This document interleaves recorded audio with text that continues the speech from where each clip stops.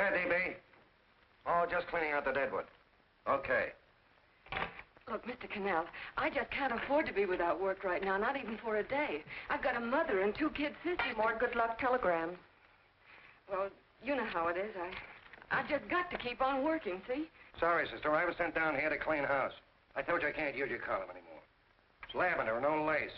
Send those other people in. I'll tell you what I'll do. I get $30 a week. I'll take 25, 20 if necessary. I'll do anything you say. It isn't the money. We're after circulation. What we need is fireworks. People have been hit with sledgehammers. Start arguments. Oh, I can do that. I know this town inside out. Oh, give me a chance, All please. right, come in. Cashier's got your check. Who are these people? Gibbs, Furley, Cunningham, Giles. Hey, you sister.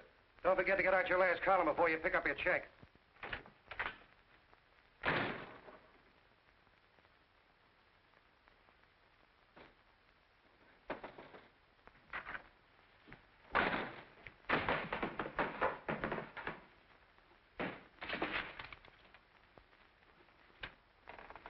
You're a couple of sticks shy in your column, ma'am. Big rich slob like D.B. Norton buys the paper and 40 heads are chopped off. Did you get it, too? Yeah. You too? Oh, Joe. Oh, I'm sorry, darling. Why don't we tear the building down? Before you do, Ann, perhaps you'd better finish this column. Yeah, lavender and old lace. Wait, Joe. Wait. Wants fireworks, huh? Okay.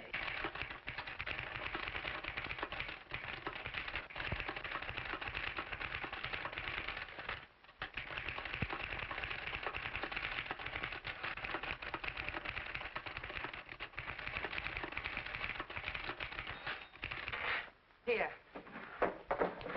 Below is a letter which reached my desk this morning. It's a commentary on what we laughingly call a civilized world. Dear Miss Mitchell, 4 years ago I was fired out of my job. Since then I haven't been able to get another one. At first I was sore at the state administration because it's on account of the slimy politics here we have all this unemployment. But in looking around it seems the whole world's going to pot.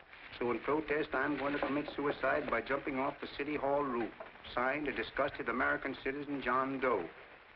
Editor's note, if you ask this column, the wrong people are jumping off the roofs. Hey, Ann, this is the old Fakeroo, isn't it? Never mind that, Joe. Go ahead. Sorry.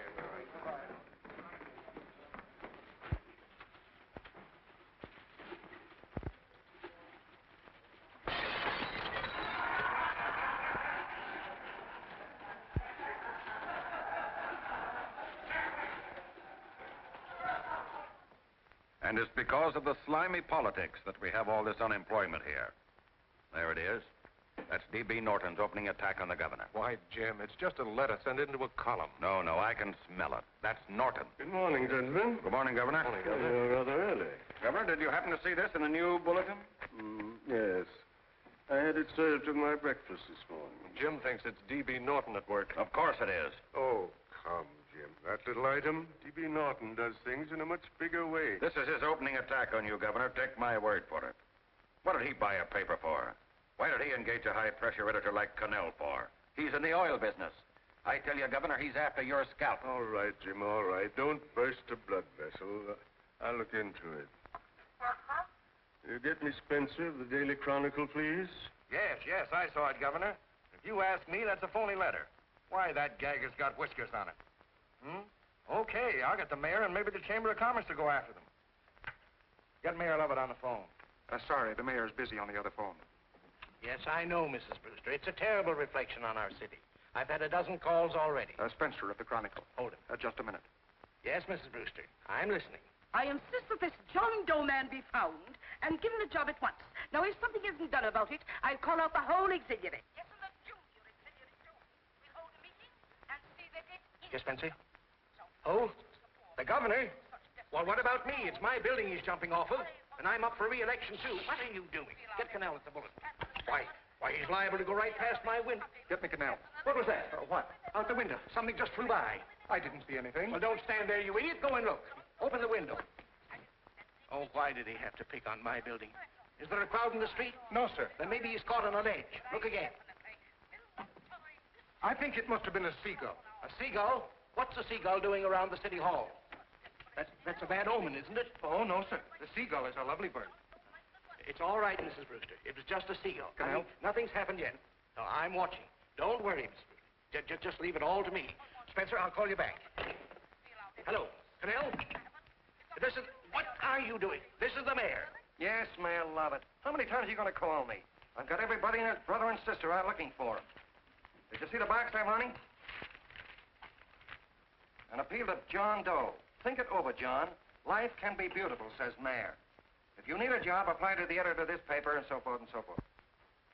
Okay, Mayor, I'll let you know as soon as I have something. What? Well, pull down the blinds. Went up to Miss Mitchell's house, boss. Boy, she's in a bad way. Where is she? Hey, do you know something? She supports a mother and 2 kids. What do you know about that? Did you find her? No. Her mother's awful worried about her. When she left the house, she said she was going on a roaring drunk. Of the girl, I mean. Go out and find her. Sure. Hey, but the biggest thing I didn't tell you, her old man is Doc Mitchell. You know the doctor saved my mother's life and wouldn't take any money for it? You remember that. Okay, boss, I'll go and look for her. Holy smokes, Commissioner, you've had 24 hours. Okay, Hawkshaw, grab a pencil. Here it is again. About 5'5", brown eyes, light chestnut hair, and as fine a pair of legs as ever walked into this office. Did you want to see me? No. I've had the whole Army and Navy out searching for you because that's a game we play here every day. I remember distinctly being fired. That's right. But you have a piece of property that still belongs to this newspaper, and I'd like to have it. What's that? The letter. What letter? The letter from John Doe. Oh. The whole town's in an uproar. We've got to find him, and the letter's the only clue. There is no letter. We'll get a handwriting expert to... What? There is no letter. Say that again. There's no letter. I made it up. You made it up. Mm-hmm. You said you wanted fireworks. Don't you know there are 9 jobs waiting for this guy? 22 families want to board him free. 5 women want to marry him, and the mayor's practically ready to adopt him, and you... Just call the morgue, boss. He said there's a girl there. Shut up.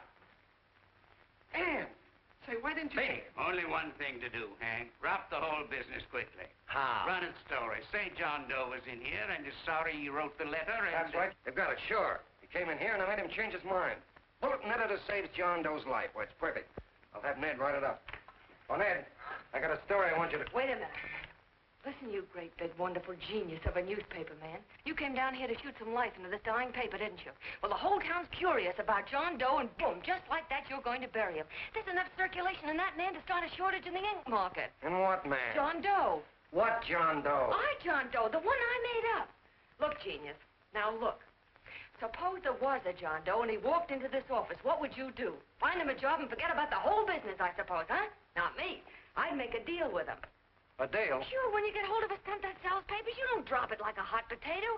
Well, this is good for at least a couple of months. You know what I'd do? Between now and, let's say, Christmas when he's going to jump, I'd run a daily on. Starting with his boyhood, his schooling, his first job. A wide-eyed youngster facing a chaotic world. The problem of the average man, of all the John Does in the world. Now, then comes the drama. He meets discouragement. He finds the world his feet of clay. His ideals crumble. So what does he do? He decides to commit suicide and protest against the state of civilization. He thinks of the river, but no. No, he has a better idea. The city hall. Why? Because he wants to attract attention. He wants to get a few things off his chest, and that's the only way he can get himself heard. So? So he writes me a letter, and I dig him up. He pours out his soul to me. And from now on, we quote, I protest by John Doe. He protests against all the evils in the world. The greed, the lust, the hate, the fear. All of man's inhumanity to man. Arguments will start. Should he commit suicide or should he not? People will write in pleading with him. But no, sir, John Doe will remain adamant. On Christmas Eve, hot or cold, he goes. See? Very pretty. Very pretty indeed, Miss Mitchell. But would you mind telling me who goes on Christmas Eve? John Doe. What John Doe? The one we hire for the job, you lunkhead. Wait a minute. Let me get this through this lame brain of mine. Are you suggesting we go out and hire someone to say he's going to commit suicide on Christmas Eve? Is that it? Well, you're catching on. Who, for instance? Anybody. Beanie'll do. Why, sure. Who, me? Jump off a... Oh, no, any time at Christmas. I'm superstitious.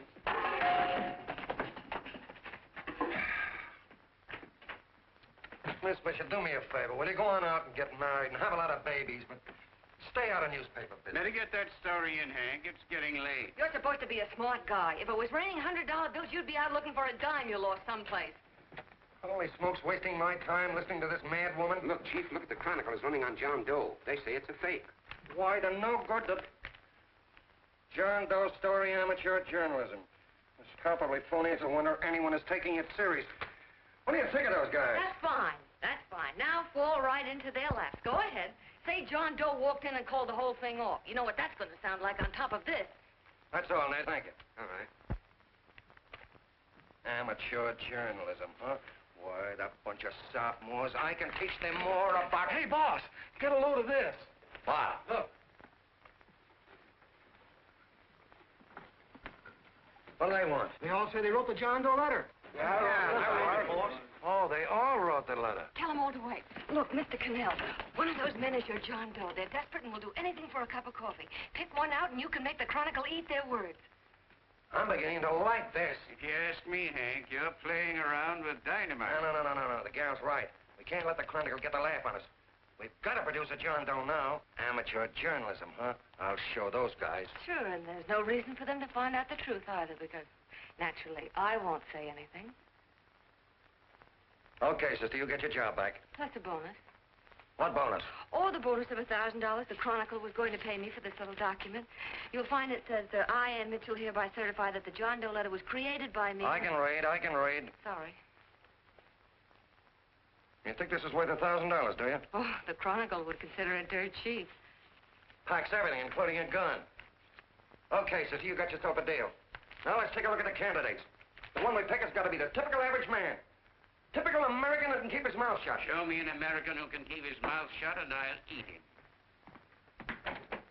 Okay, Beanie, bring him in one at a time.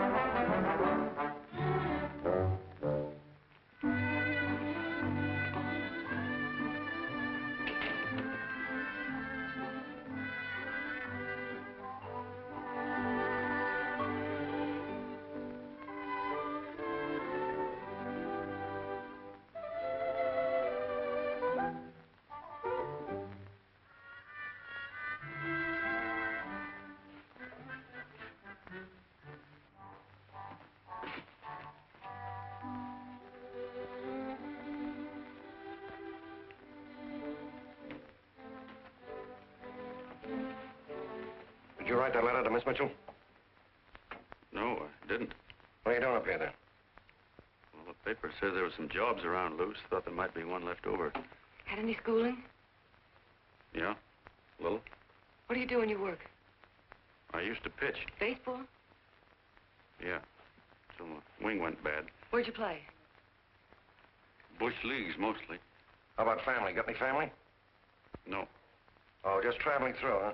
Yeah. Me and a friend of mine. He's outside. Looks all right. Be perfect, a baseball player. What could be more American? She had a family, though. Be less complicated without a family. Look at that face. It's wonderful. They'll believe him. Come on.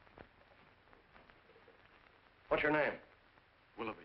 John Willoughby. Long John Willoughby, they called me in baseball. Would you like to make some money? Yeah. Maybe. Would you be willing to say you wrote that letter and stick by it?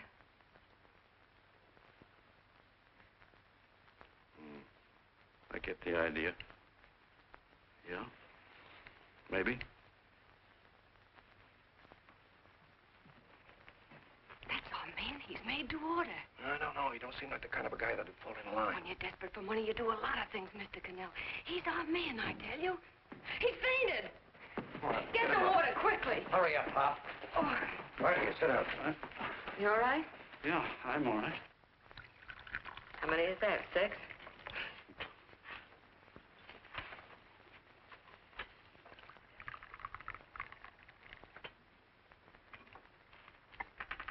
Pretty hungry, weren't you? this John Doe business is batty, if you ask me. Well, nobody asked you. Trying to improve the world by jumping off buildings. You couldn't improve the world if the buildings jumped on you.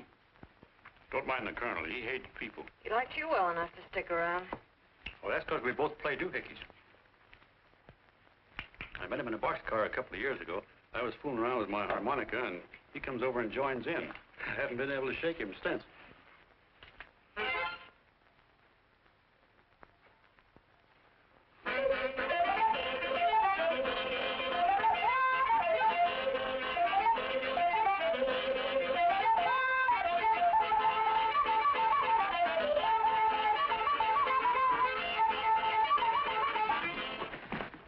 Here he is. No, you can't take pictures of him like that, eating a sandwich and with a beard. But he's going to jump off a building. Yes, but not because he's out of a job. That's not news. This man's going to jump as a matter of principle. Well, maybe you're right. We'll clean him up and put him in a hotel room under bodyguards. We'll make a mystery out of him. Did you speak to Mr. Norton? Thinks it's terrific. Says for us to go the limit. Wants us to build a bonfire under every big shot in the state. Oh, swell. Is that the contract? Yeah. What's he doing here? Friend of his. They play duets together. Duets? But can we trust him? Oh. I trust him. Oh, you trusted me. Well, that's fine. I suppose he trusts you, too. Oh, stop hurrying. He's all right. Okay, but we don't want more than a couple of hundred people in on this thing. Now, the first thing I want is an exact copy of the John Doe letter in your own handwriting. Got it already. Here. No, that's fine. Now, I want you to sign this agreement. It gives us an exclusive story under your name, day by day, from now until Christmas. On December 26th, you get one railroad ticket out of town. And the bulletin agrees to pay to have your lawn fixed. That's what you want, isn't it? Yeah, but it's got to be by Bonesetter Brown. Okay, Bonesetter Brown goes. Here, sign it. Meanwhile, here's $50 spending money. That's fine. Beanie? Yes, boss. Take charge of him. Get him a suite at the Imperial and hire some bodyguards. Yeah, and some new clothes, Beanie. You think we better have him to louse? Yeah. Both of them? Yes, both of them, but don't let them out of your sight. Hey, Beanie, gray suit, huh? Yes. Okay, fellas.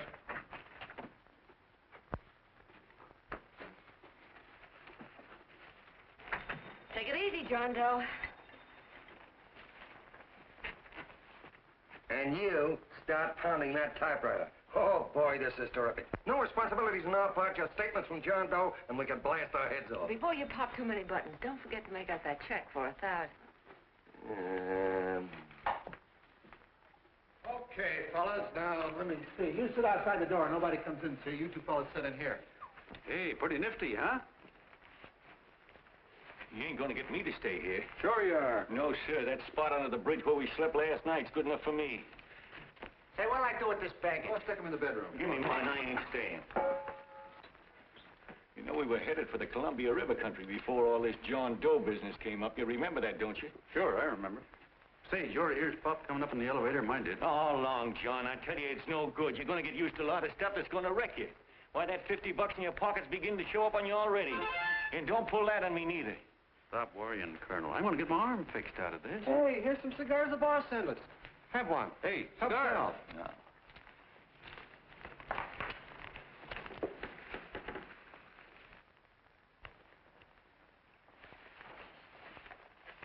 Say, I'll bet you even the major leaguers don't rate an outfit like this. Here, make yourself comfortable.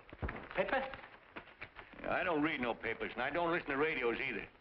I know the world's been shaped by a drunken barber, and I don't have to read it. I've seen guys like you go under before. Guys that never had a worry. Then they got a hold of some dough and went goofy. The first thing that happens Hey, to a you guy... got a load of the bedroom. No. The first thing that happens to a guy like that, he starts wanting to go into restaurants and sit down at a table and eat salads and cupcakes and tea. Boy, what that kind of food does to your system.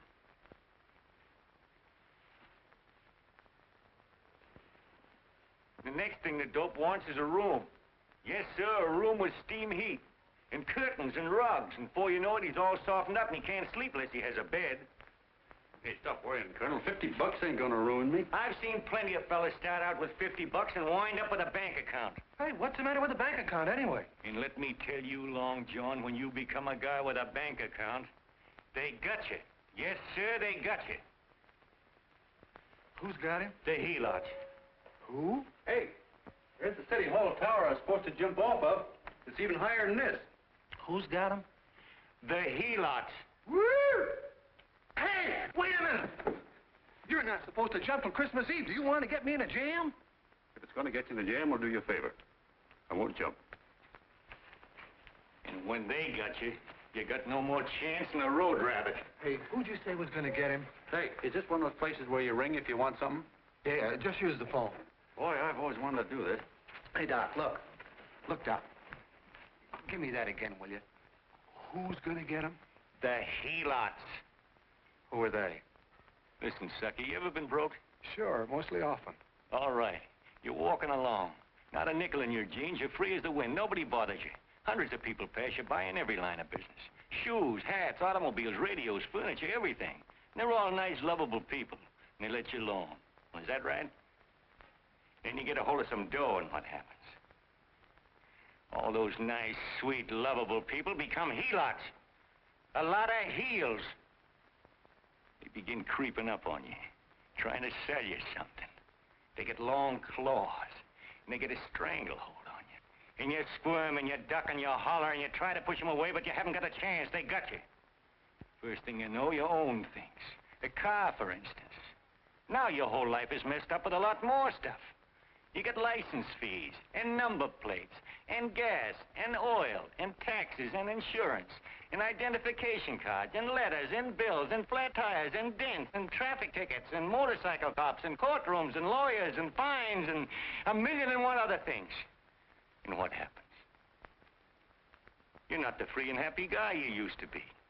You gotta have money to pay for all those things. So you go after what the other fellas got. And there you are. You're a helot yourself.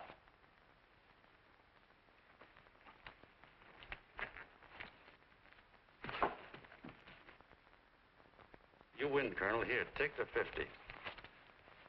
Go ahead and get rid of it. You bet I will, just as fast as I can. I'm gonna get some canned goods, a fishing rod, and the rest I'm gonna give away. Give away? Hey, get me a pitcher's glove. I got to get some practice. Say, he's giving it away. I'm gonna get me some of that. Hey, come back here, you helot. Will you send up 5 hamburgers with all the trimmings, 5 chocolate ice cream sodas, and 5 pieces of apple pie? No, apple with cheese. Yeah, thanks.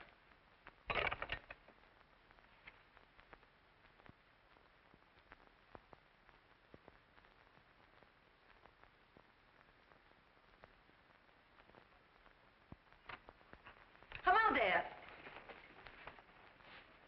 Well, well. If it isn't the man about town. All set, Miss Ann. Hmm? Oh, yes. Let's go. Let's see, we want some action in these pictures. Action? Mm-hmm. That's good. No. This man's going to jump off a roof. Oh. Here, wait a minute. Let me comb his hair. Sit down. Yeah, that's better.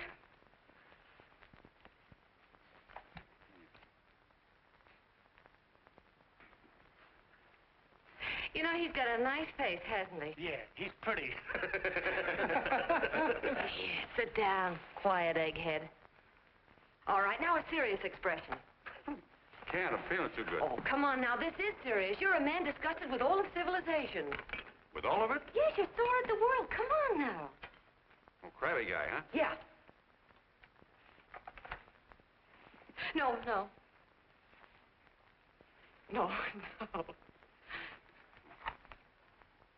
No, look. You don't have to smell the world. Well, all those guys in the Never picture mind stand- those guys. All right, stand up. Now, let's see what you look like when you protest. Against what? Against anything, just protest. You got me. Oh, look, I'm the umpire, and you just cut the heart of the plate with your fast one, and I called it a ball. What would you do? Oh, you did, huh? Yeah. Why can't you call him right, you boneheaded... Grab it!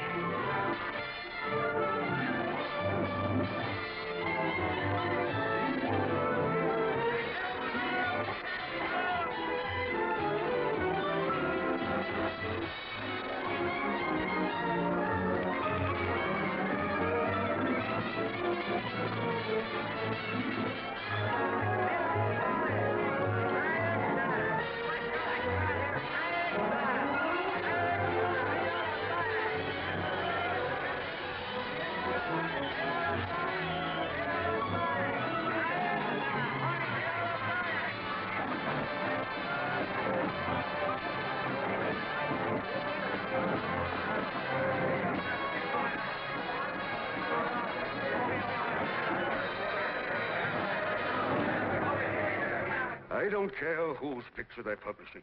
I still say that this John Doe person is a myth, and you can quote me on that. And I'm going to insist on his being produced for questioning. You know as well as I do that this whole thing is being engineered by a vicious man with a vicious purpose, Mr. D.B. Norton.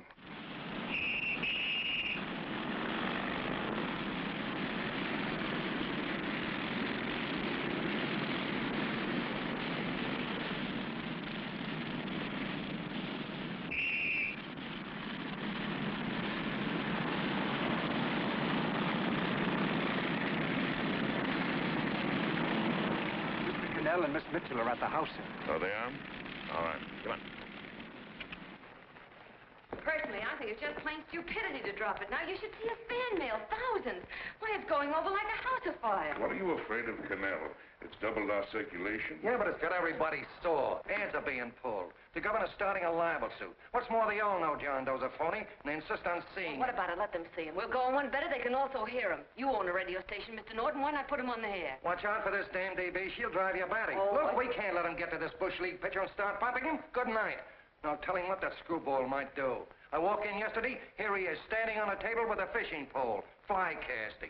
Take my advice and get him out of town before this thing explodes in our faces. If you do, Mr. Norton, you're just as much of a dumb cluck as he is. Excuse me. No, you got yourself a meal ticket and you hate to Sure, let it's go. a meal ticket for me, I admit it, but it's also a windfall for somebody like Mr. Norton who's trying to crash national politics. That's what you bought the newspaper for, isn't it? You want to reach a lot of people, don't you?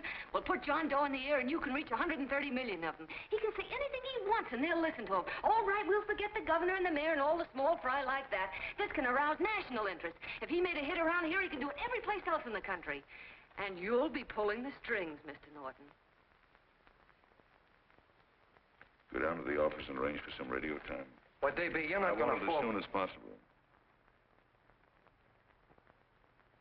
Okay. I just came in to get warm myself. Come on, let's go.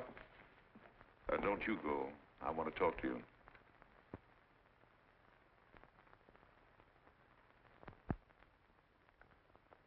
Sit down.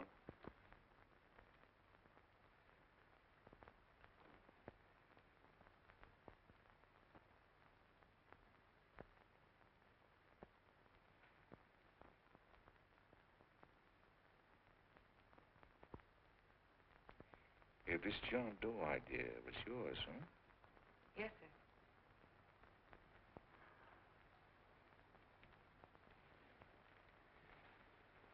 How much money do you get? $30. $30. Well, what are you after? I mean, what do you want? A journalistic career? Money. Money? Well, I'm glad to hear somebody admit it. You suppose you could write a radio speech that would put that fellow over? Oh, I'm sure I can. Do it, and I'll give you $100 a week. $100? That's only the beginning. You play your cards right, and you'll never have to worry about money again. Oh, I knew it. Hello. Hello. Whenever there's a pretty woman around. This is my nephew, Ted Sheldon, Miss Mitchell. How do you do? How do you do? All right, Casanova, I'll give you a break.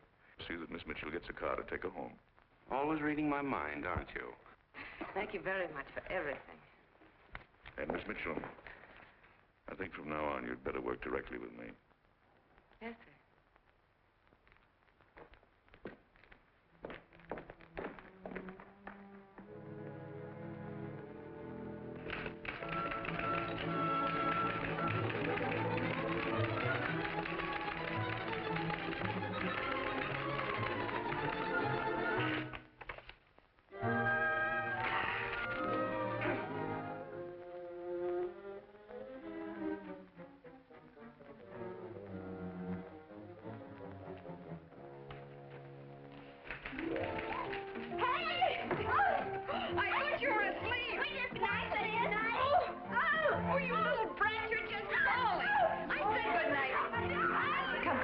Children, it's past your bedtime. Come on. Now, scooch off there. Pour through me. I'm done. I'll never get this speech right. Oh, yes, you will, Ann, dear. You're very clever. Yeah, I know. What are you looking for? Your purse, I need $10. What for? I gave you 50 just the other day. Yes, I know, dear, but Mrs. Burke had her baby yesterday. 9 pounds. And there wasn't a thing in the house. And then the community chest lady came. And the 50's all gone, huh? Who's the 10 for? The Websters. The Websters. You remember those lovely people your father used to take care of. I thought I'd buy them some groceries. Oh, Anne, dear, it's a shame those... You're marvelous, Ma. You're just like Father used to be. Do you realize a couple of weeks ago we didn't have enough to eat ourselves? Well, yes, I know, dear, but these people are in such need. And we have plenty now. If you're thinking of that $1,000, forget it. It's practically all gone. We owed everybody in town. Now, you just got to stop giving all your money away. Oh, Anne, dear. Oh, I'm sorry, Ma. Oh, don't pay any attention to me. I guess I'm just upset about all this. Gee whiz, here I am with a great opportunity to get somewhere, to give us security for once in our lives, and I'm stuck. If I could put this over, your Mrs. Burke can have 6 babies. You mean this speech you're writing? Yeah, I don't know. I simply can't get it to gel. I created somebody who's going to give up his life for a principle. Hundreds of thousands of people are going to listen to him over the radio. And unless he says something that's, well, that's sensational, it's just no good. Well, honey, of course, I don't know what kind of a speech you're trying to write, but judging from the samples I've read, I don't think anybody will listen. What? Darling, there's so many complaining political speeches. People are tired of hearing nothing but doom and despair on the radio. If you're going to have him say anything, why don't you let him say something simple and real, something with hope in it? If your father were alive, he'd know what to say. Oh, yeah. Father certainly would. Wait a minute.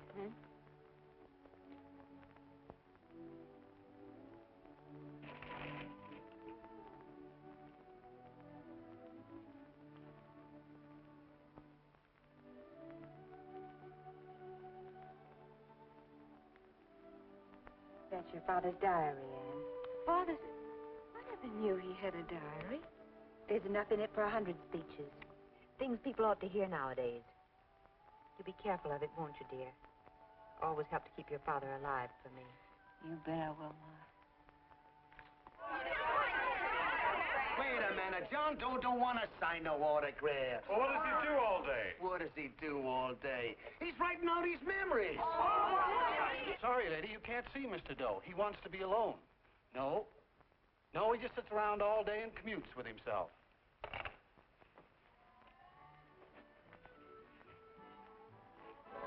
Oh!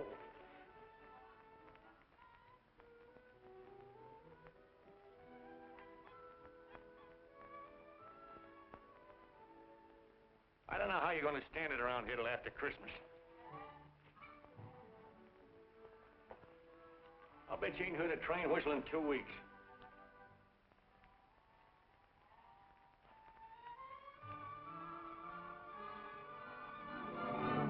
Steve, right!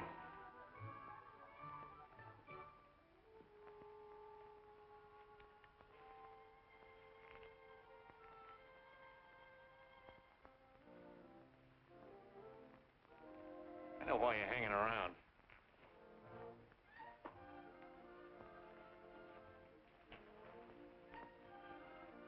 You're stuck on the girl. That's all a guy needs is to get hooked up with a woman.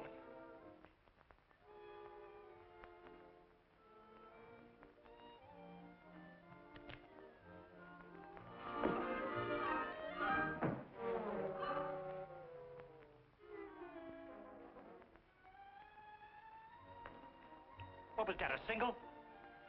First baseman dropped the ball. Butterfingers. Tough luck, pal.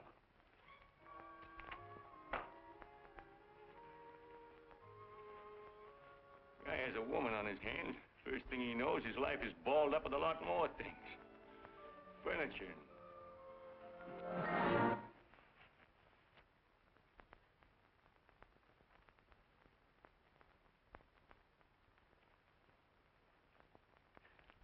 Did you get him? You're out. Swell. What's this, the end of the 8th? 9th.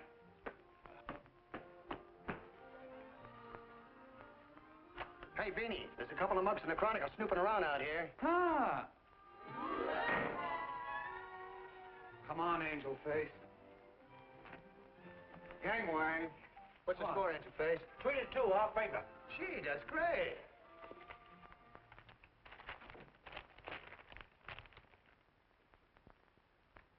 Hey, you got swell form there. Must have been a pretty good pitcher. Pretty good. Say, I was just about ready for the major leagues when I chipped a bone in my elbow. I got it pitching a 19-inning game. 19? Yeah. There was a major league scout there watching me, too. And he came down after a game of the contract. You know what? I couldn't lift my arm to sign it. I'll be okay, though, as soon as I get it fixed up. It's too bad. What do you mean, too bad? Huh? Oh, that you'll never be able to play again. What are you talking about? I just told you I was going to get Well, you know how they are in baseball if a guy's mixed up in a racket. Racket? What do you mean? Well, I was just thinking about this John Doe business. Why, as soon as it comes out it's all a fake, you'll be washed up in baseball, won't you? Yeah. Hey, doggone. I never thought about that.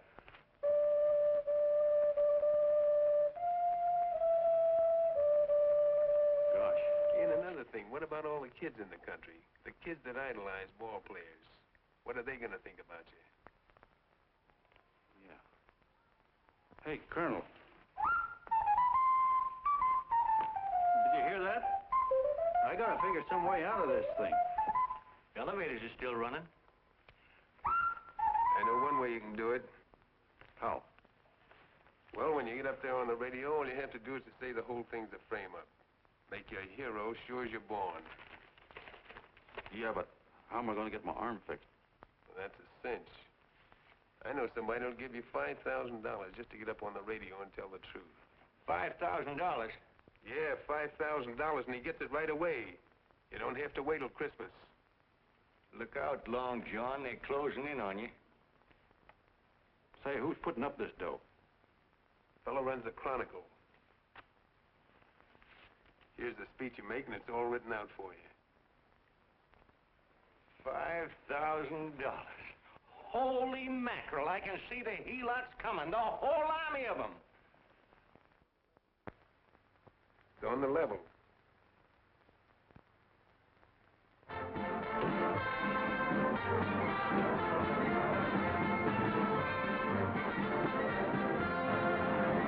No, I'm sorry. Tickets for the broadcast are all gone. Phone the bulletin. Sorry, no more tickets left.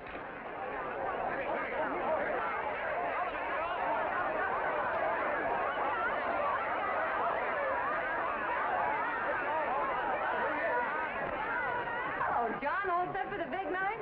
Well. Turn around. One moment. Now stand. Hold it, Mr. Doe. A big smile, Mr. Doe. Okay, Jeannie, that's all. Take them out. Now, look, John, here's the speech. It's in caps and double-spaced. You won't have any trouble reading it. Not nervous, are you? No. Of course not. He wouldn't be. Who? John Doe, the one in there. Hey, don't let your knees rattle. It picks up on the mic. Oh, Jeannie, you needn't be nervous, John. All you have to remember is to be sincere. Pick up that phone, Miss Mitchell. It's for you. Okay. Hello? Yes, Mother. Oh, thank you, darling. Oh, there he is, the poor dear man. Oh, good luck to you, Mr. Doe. We want you to know that we're all for you. The girls all decided that you're not to jump off any roof at all. Oh, we'll stop it. You got the speech I gave you? Yeah. Now, look. I'll give this money to the colonel just as soon as you get started. We'll have a car waiting at the side entrance for you. Okay. How'd you get in here? Huh? Oh, I just came in to wish him Come luck. on, out. Mother says good luck, too. John, when you read that speech, please believe every word of it. He turned out to be a wonderful person, John. Who? John Doe, the one in the speech. Oh. You know something? I've actually fallen in love with him. All right, there he is, sister. Now, come on, plenty of both. What's the idea? No, that's too much. Not so much. Come on. Oh, this is no time for cheap publicity, Mr. Cannell. Listen, if that guy lays an egg, I want to get something out of it. I'm getting a Jane Doe ready. Oh, come on. Yes. Will you, fellas? Give me a All right, kiss. that's I have to enough. make just one more. Well, that's fine, honey. You go ahead. All right, I need one more. Go ahead. How you doing? Oh. All right, Benny, bring him in. Holy smoke, a happy helot. There you are, boss, just like you ordered. Symbols of little people. Okay, get him up. All right, young fella. This is ridiculous, Mr. Cannell. Come on, give me a kiss. It is on the airplane. Come on, Look at him. Oh, fellas, I told you to No, come on, Come on, that's right. Do what you can get all the pictures you want. Thank you very much. Come on, will you? That's right. Come on, Snooks, you better bail out. So goodbye, Mr. Doe. Beanie. All right. Better get ready. 1 minute to go. Wow, 1 minute to go. The score is nothing to nothing. Now, please, John, You won't let me down, will you? Will you? Of course you won't. If you'll just think of yourself as the real John Doe. Listen, everything in that speech are things a certain man believed in. He was my father, John. When he talked, people listened. And they listened to you, too. Funny. You know what my mother said the other night? She said to look into your eyes, that I'd see Father there. Hey, what do you say? Okay, we're coming. Come on. Now, listen, John, you're a pitcher. Now get in there and pitch. Good luck. Give him room, let him through. Come on.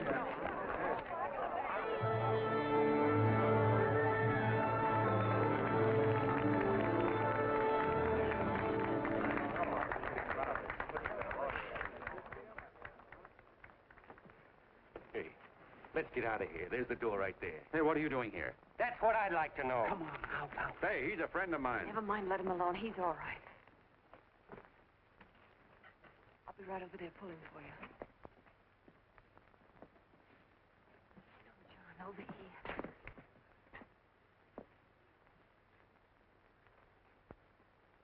Stand by.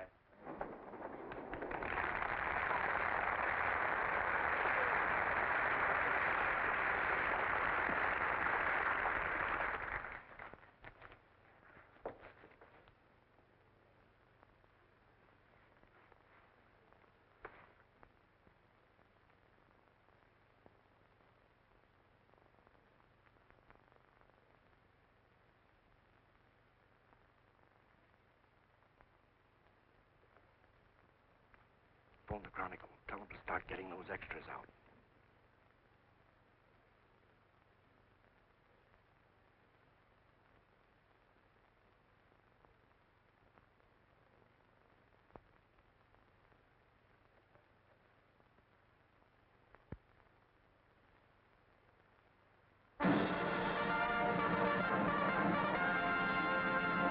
And good evening, ladies and gentlemen. This is Kenneth Fry speaking for the New Bulletin. Tonight we give you something entirely new and different. Standing beside me is the young man who has declared publicly that on Christmas Eve he intends to commit suicide, giving as his reason, quote, "I protest against the state of civilization," end quote. Ladies and gentlemen, the New Bulletin takes pleasure in presenting the man who is fast becoming the most talked of person in the whole country, John Doe.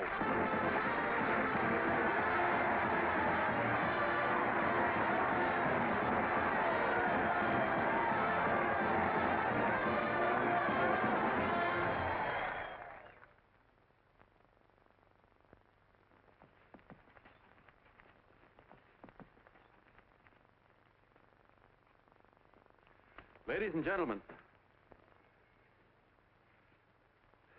I am the man you all know as John Doe. I took that name because it seems to describe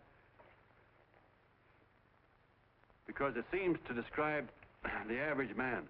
And that's me. and that's me. Well, it was me before I said I was going to jump off the city hall roof at midnight on Christmas Eve. Now I guess I'm not average anymore. Now I'm getting all sorts of attention. From big shots, too. We've been double-crossed. The mayor and the governor, for instance. They don't like those articles I've been writing. You're an imposter, young fellow. That's a pack of lies you're telling. Who wrote that speech for you?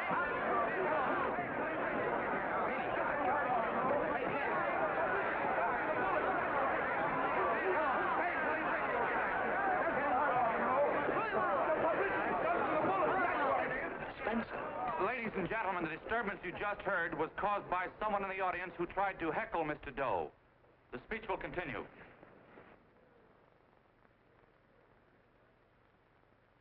Well, people like the governor and that fellow there can stop worrying. I'm not going to talk about them. I'm going to talk about us. The average guys, the John Does. If anybody should ask you what the average John Doe is like, you couldn't tell him because he's a million and one things. He's Mr. Big and Mr. Small. He's simple and he's wise. He's inherently honest, but he's got a streak of larceny in his heart. He seldom walks up to a public telephone without shoving his finger into the slot to see if somebody left a nickel there.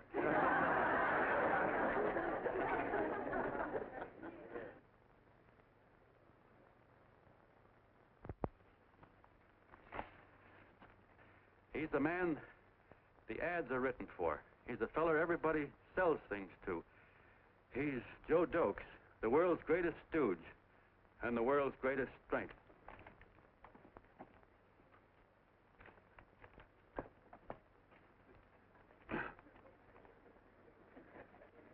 Yes, sir. Yes, sir, we're a great family, the John Does. We are the meek who are supposed to inherit the earth. You'll find us everywhere.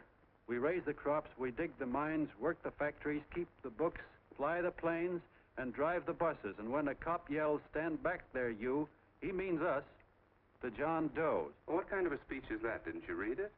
We've existed since time began. We built the pyramids.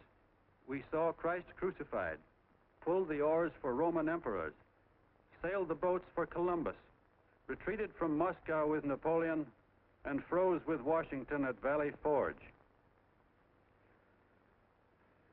Yes, sir. We've been in there dodging left hooks since before history began to walk. In our struggle for freak the canvas many a time, but we always bounce back because we're the people, and we're tough.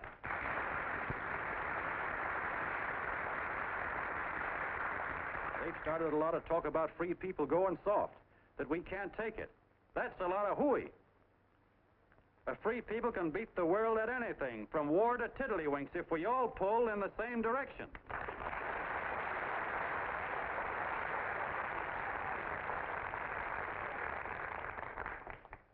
I know a lot of you are saying, "What can I do? I'm just a little punk. I don't count." Well, you're dead wrong. The little punks have always counted, because in the long run, the character of a country is the sum total of the character of its little punks.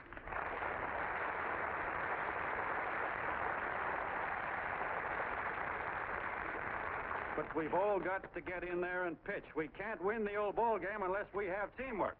And that's where every John Doe comes in. It's up to him to get together with his teammate. And your teammate, my friends, is the guy next door to you. Your neighbor. He's a terribly important guy, that guy next door. You're going to need him, and he's going to need you, so look him up. If he's sick, call on him. If he's hungry, feed him. If he's out of a job, find him one. To most of you, your neighbor is a stranger, a guy with a barking dog and a high fence around him. Now, you can't be a stranger to any guy that's on your own team. So tear down the fence that separates you. Tear down the fence, and you tear down a lot of hates and prejudices. Tear down all the fences in the country, and you really have teamwork.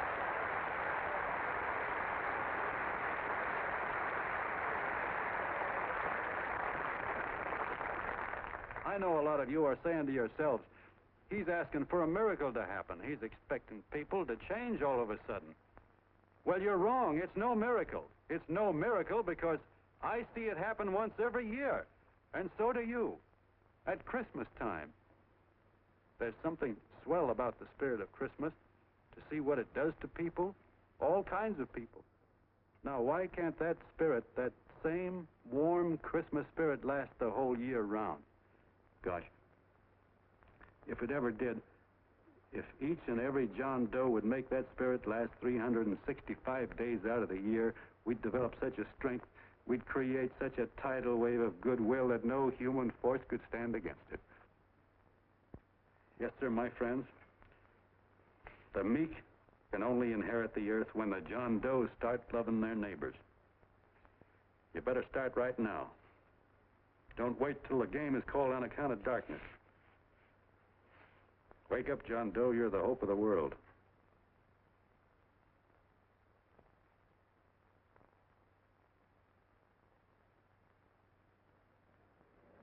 John, you look wonderful.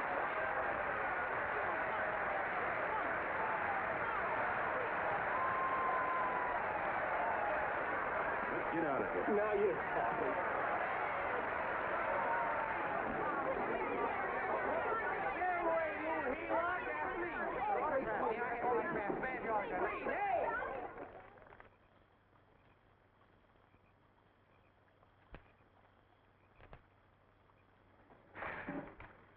knew you'd wake up sooner or later. Boy, am I glad we got out of that mess. I had the 5,000 bucks sewed up. Could have been on my way to old Doc Brown. You're a pitcher, John, she says. Now, go in there and pitch. What a sucker. Yeah, she's a heel-lot just like the rest of us. Lucky you got away from her. What was I doing up there making a speech anyway? Me, huh? Geez, the more I think about it, the more I could... Tear down all the fences. Why, if you tore one picket off of your neighbor's fence, he'd sue you. 5,000 bucks, had it right in my hand. What do you mean he ran away? We'll go after him, find him. That man is terrific.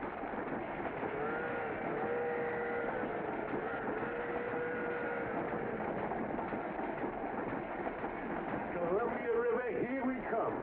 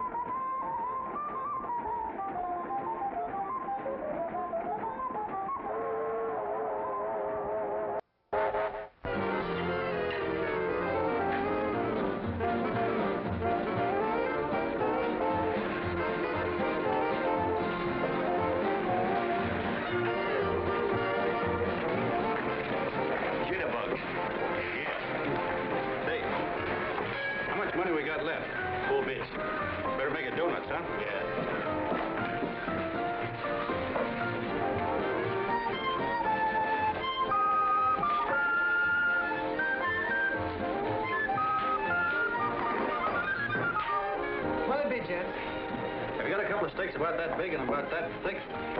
Yeah, with hashed brown potatoes and tomatoes and apple pie and ice cream and coffee and donuts, I know. Hey, Ma, Sinkers, a pair. Sinkers, a pair, coming up. Glad he took the tea out of that.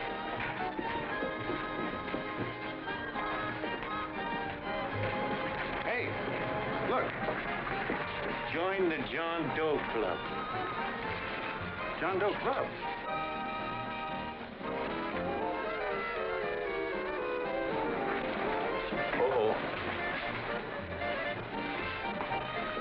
John Doe. Who? John Doe. Ah, you need glasses, buddy. Oh, but it's a spitting image of John Doe. Yeah, but his name is Willoughby. I'm John Willoughby. I'm a baseball player. Sure. Oh, no, I know that voice anyway. You can't kid me. You're John Doe. Hey, Ma! Ma! That's John Doe. John Doe. Yeah, sitting right there, big as life. Who'd you say it was? John Doe, the big guy there. What do you know? Pictures in the paper. That's John Guy. John Doe. John Doe.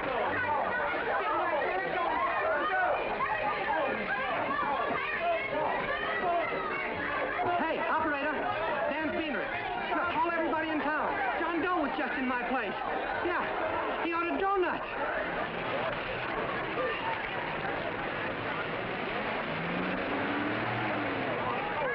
John Doe. Hey, have a seat, John Doe. Come on. I know you are. You're all neighbors to see John Doe. We're all neighbors. But my office is packed like a sardine box. What does John Doe look like, Mr. Mayor? Oh, he's one of those great big outdoor type men. No, you can't see him. You didn't vote for me the last time. Shame on you. What are you doing there? Get off my front porch anyhow. Mr. Norton come yet? Oh, well, I wonder where he's at. What's keeping him? He should have been here 15 minutes ago. Oh, there he comes now. Now, everybody on your dignity. Don't do anything to disgrace us. A little town, but we got to show off. Better let me talk to him. All right, but present it to him as a great cause for the common man. Ah, here he comes. Now, give him room down there. Give him room, folks. Come on now. Come on. Here he comes. Here he comes. Here's Mr. Norton. How do you do, Mr. Norton? I'm Mayor Hawkins. Here, Mr. Norton. Let me go, you darn tool. I'm the mayor. Mr. Norton. Mr. Norton. Mr. Norton. I'm Mayor Hawkins. Your office telephoned me to hold him. Well, that's fine. How is he? Oh, he's fine. He's right in my office there. You know, it's a great honor having John Doe here, and you too. Haven't had so much excitement since the old city hall burned down. People are so excited, and then it tore its clothes off. Oh, Matilda, darling, phone the newspapers, tell them Mr. Norton's here. Step right inside, Mr. Norton. My office. Very comfortable here, Mr. Norton. Just had it air conditioned. Gangway, please. Make room for Mr. Norton. Gangway. Gangway. Here he is, Mr. Norton. Well taken care of. The neighbors are serving him a light lunch. Hello, John. Mr. Mayor, if you don't mind, we'd like to talk to him alone. Why, certainly, certainly. All right, everybody. Clear out. No, but you Everybody, quickly now. Come on. Come on. Come on. That's it. All right. Don't argue with me here. Wait till we get home. Don't you push me around like that. Even though I'm your wife, you can't push me around. Look, Mr. Norton, I think you got a lot of nerve having those people hold us here. There's nobody holding you here, Mr. Doe. It's only natural that There's nobody holding us here. Let's get going. Incidentally, my name isn't Doe. It's Willoughby. Look, John, something terribly important's happened. They're forming John Doe clubs. We know of 8 already, and they say that there's John Doe clubs? What for? To carry out the principles you talked about in your radio speech. I don't care what they're forming. I'm on my way, and I don't like the idea of being stopped either. Oh, but you don't know how big this thing is. You should see the thousands of telegrams we've received and what they're saying about you. Look, it started as a circulation stunt, didn't it? Well, you got your circulation. Now, why don't you let me alone? Oh, it started as a circulation stunt, but it isn't anymore. Mr. Norton wants to get back of it and sponsor John Doe clubs all over the country. He wants to send you on a lecture tour. Me? Uh-huh. Oh, certainly. With your ability to influence people, it might grow into a glorious movement. Say, let's get something straight here. I don't want any part of this thing. If you got an idea I'm going around lecturing the people, why, you're crazy. Baseball's my racket, and I'm sticking to it. Come on, Colonel, let's get out of here. John, Please. I just got rid of one crowd. Oh, but please, Mr. Mayor, tell him the John Doe Club wants to talk to him. Let them in, Mr. Mayor. Let them come in. Okay, folks, but remember your manners. No stampeding. Walk slow, like you do when you come to pay your taxes.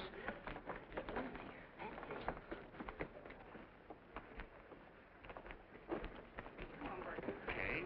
All right, give me a chance. come right in. My name's Bert Hanson, Mr. Doe. I'm the head soda jerker at Schwabacker's drugstore. Well, sir, you see, me and my wife, we heard your broadcast, and we got quite a bang out of it. Especially my wife. Kept me up half the night saying, that man's right, honey. The trouble with the world is nobody gives a hoot about his neighbor. That's why everybody in town's sore and cranky at each other. And I kept saying, oh, that's fine, but how's a guy going to go around loving the kind of neighbors we got? Old Sourpuss, for instance. You see, Sourpuss Smithers is a guy who lives all alone next door to us. He's a cranky old man and runs a second-hand furniture store. We haven't spoken to him for years.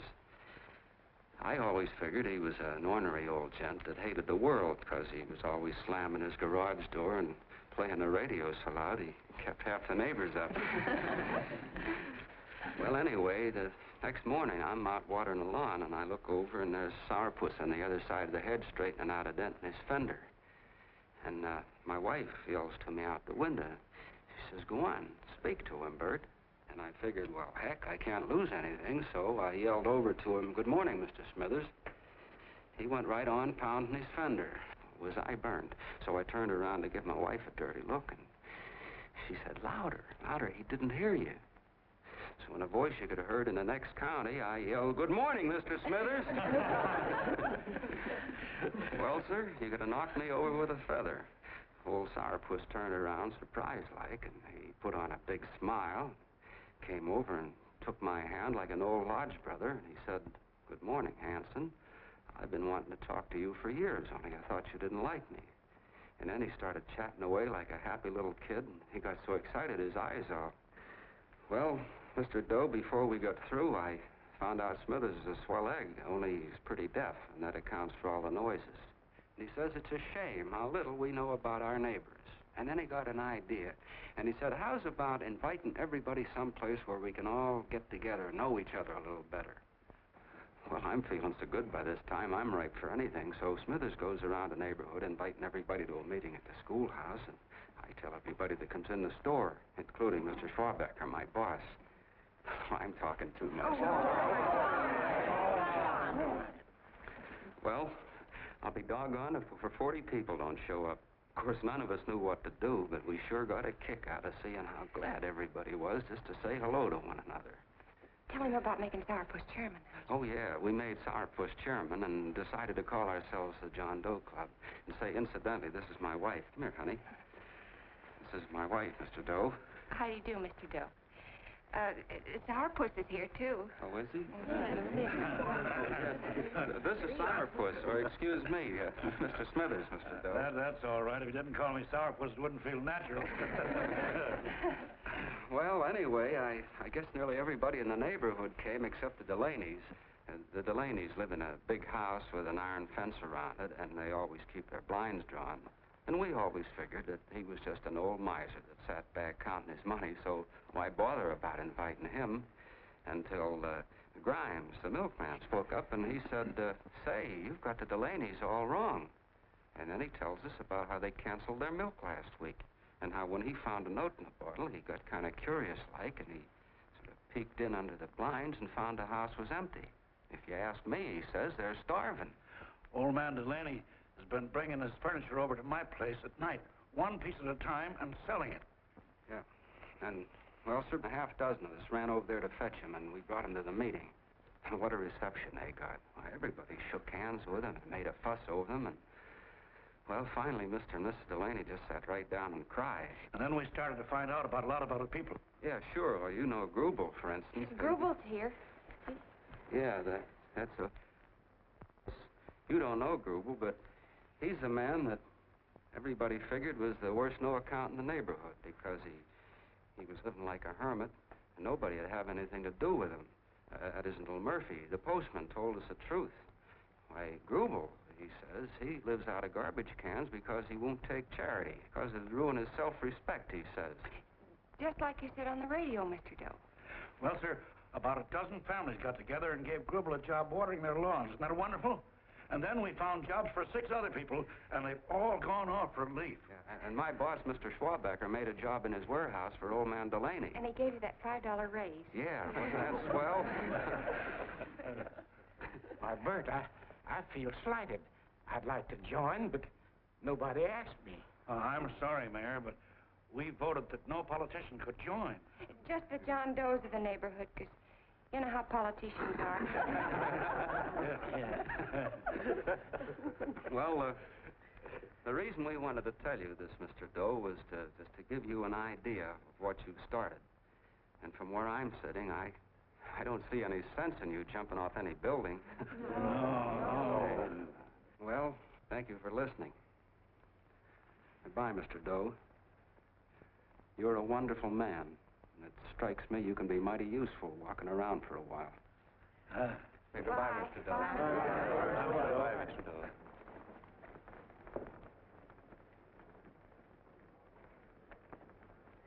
I'm Mrs. Delaney, Mr. Doe. And God bless you, my boy.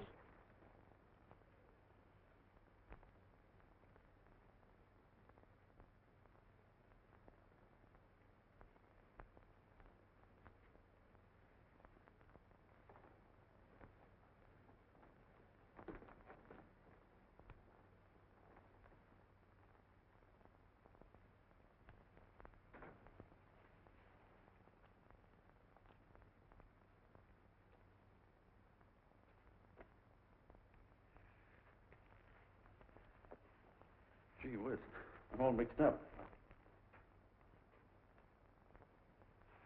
I don't get it. Look, all those swell people think I'm going to jump off a building or something. I never had any such idea. Gosh. A fellow'd have to be a mighty fine example himself to go around telling other people how to... Say, look, what happened the other night was on account of Miss Mitchell here. She wrote the stuff. Don't you see what a wonderful thing this can be? But we need you, John. You're hooked. I can see that right now. They got you. Well, I'm through. For 3 years, I've been trying to get you up to the Columbia River country. First it was your glass arm, then it was the radio, and now it's the John Doe clubs. Well, I ain't waiting another minute. Gangway, you helots! Hey, Colonel, wait a minute. Colonel! I want you personally to go along with John Doe and Miss Mitchell and handle the press and the radio. Me? Yes, I don't want to take any chances. And Johnson? Yes, P.V. Your crew will do the mop-up job. They'll follow John Doe into every town, see that the clubs are properly organized and the charter's issued. Right. There are only 8 flags up there now. I want to see that map covered before we get through.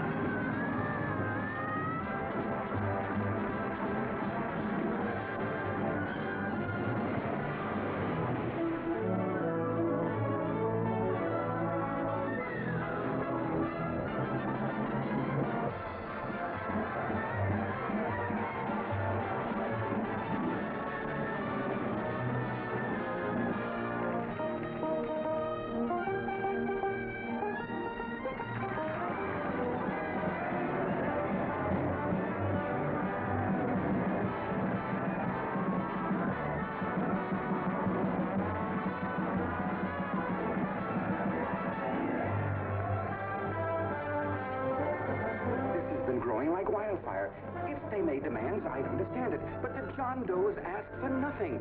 People are going off relief. If this keeps up, I'll be out of a job. As soon as it gets strong enough, we'll find out what John Doe wants. 30 every Thursday. 60 at 60. Who knows what? I'm sorry, boss. They just won't let anybody talk politics to them. It's crazy. We've got to get to them. They represent millions of voters.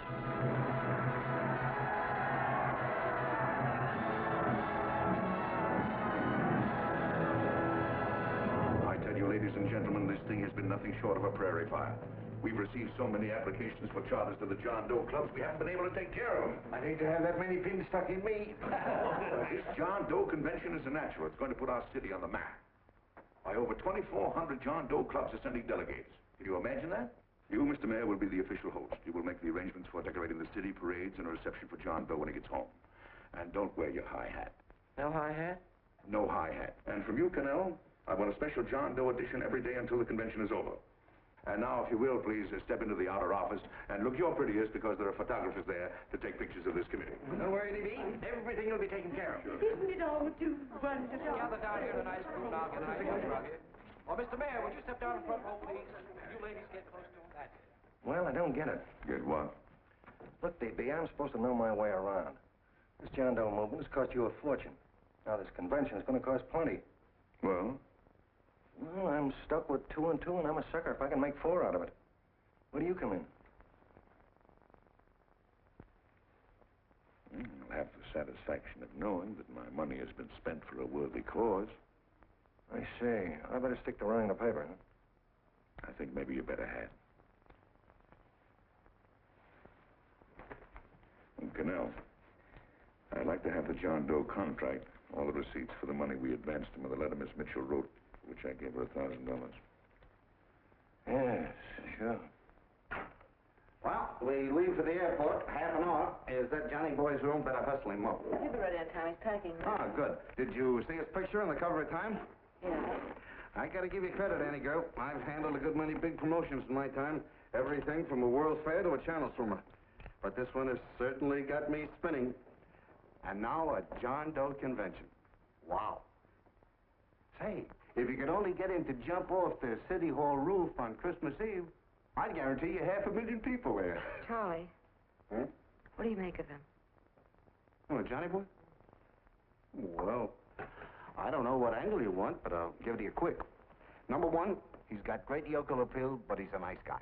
Number 2, he's beginning to believe he really wrote that original suicide letter that you made up. Number 3, he thinks that you're Joan of Arc or something. Yeah, I know. Number 4, well, you know what number 4 is. He's nuts about you. Yeah, it's running out of his ears.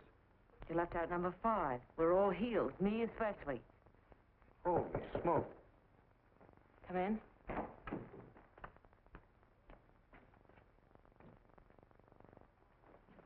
More pack. Good. I'll go and get Beanie Boy. Okay, Charlie boy.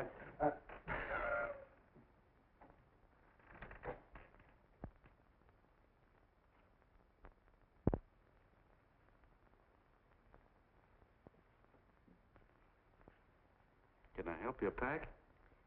No, thank you.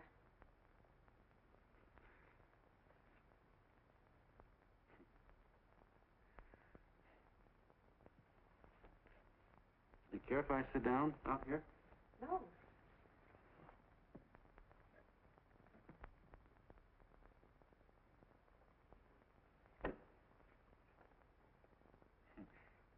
You know, I had a crazy dream last night. It was about you. About me? Sure was crazy. I dreamt I was your father.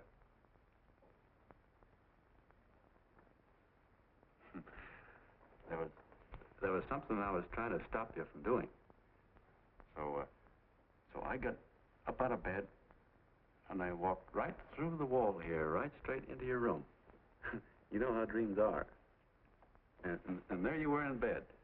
But you're a little girl, you know, about 10. And very pretty, too.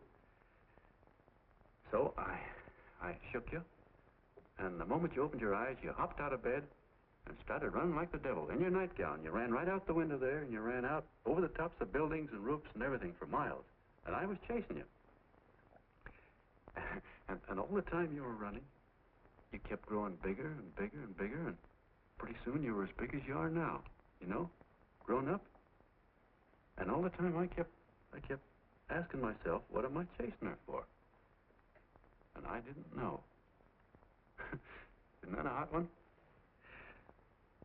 Well, anyway, you ran into some place, and then I ran in after you, and when I got there you were getting married. And the nightgown had changed into a beautiful wedding gown. You sure look pretty, too. And then I knew what it was I was trying to stop you from doing. Dreams are sure crazy, aren't they? Well, would you like to know who it was you were marrying? Oh, a tall, handsome Ubangi, I suppose. No, not that bad. It was that fellow that sends you flowers every day. What's his name? Mr. Norton's nephew? At Sheldon. Yeah, that's the one. But here's the funniest part of it all. I was the fellow up there doing the marrying, you know, the justice of peace or something. You were? I thought you were chasing me. Well, yes, I was, but I was your father then, see? But the real me, John Doe, or that is, Long John Willoughby, I was the fellow up there with the book. You know what I mean? I guess so. Then what happened? Well, I took you across my knee and I started spanking you. That is, I didn't do it. I mean, I did do it, but it wasn't me, you see. I was your father then.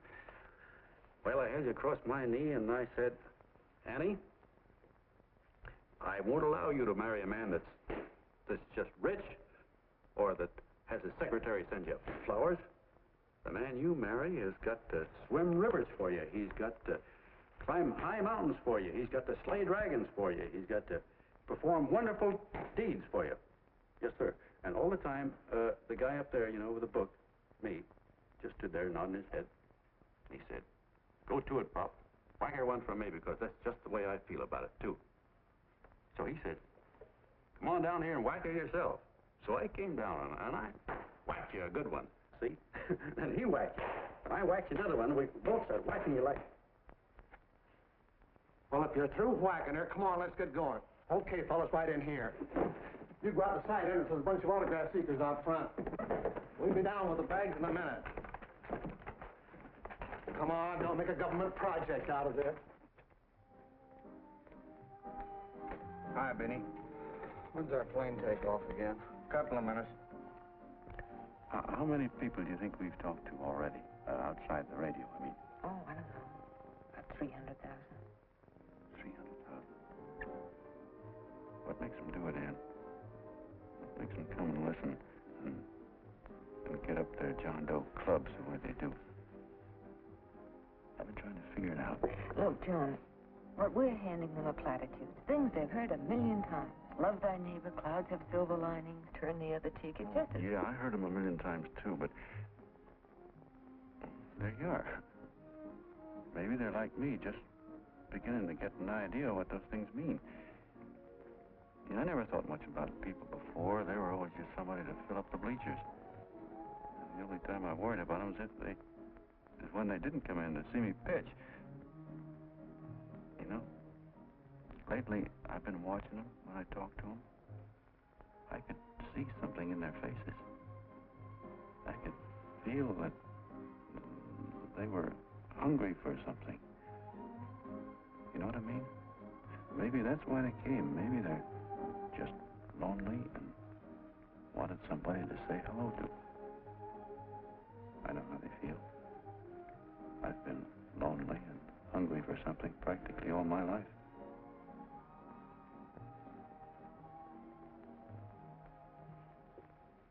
All aboard, folks. Yeah, that's true. Oh, somebody else sitting here? No, that's your seat. And this is your coat. Mine? A little token of appreciation. Oh, it's beautiful, D.B. Well, I don't quite know what to say. Well, don't say anything at all. Just sit down. Oh. Go ahead, open it. Oh.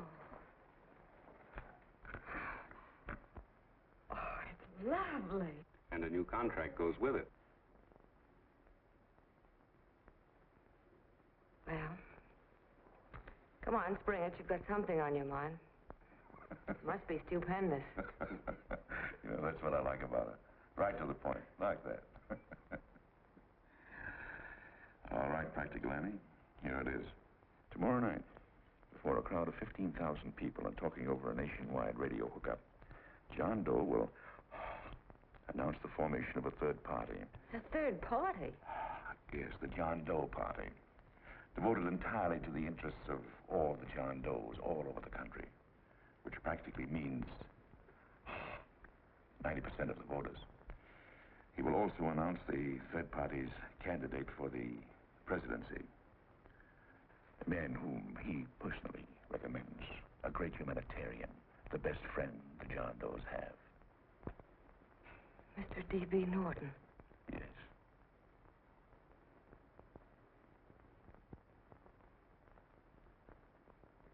Wow.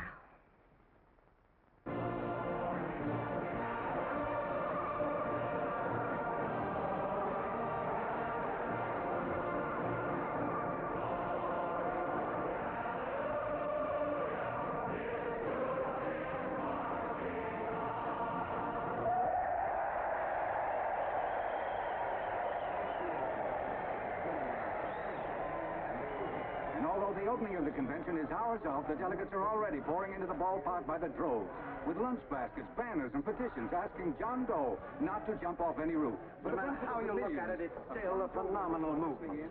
These John Does, or the hoi polloi, as you've heard people call them, have been laughed at and ridiculed, but here they are, gay and happy, having traveled thousands of miles, their expenses paid by their neighbors, to come here to pay homage to their hero, John Doe. And in these days of wars and bombings, it's a hopeful sign that a simple idea like this can sweep the country. An idea based on friendliness, on giving and not taking, on helping your neighbor and asking nothing in return.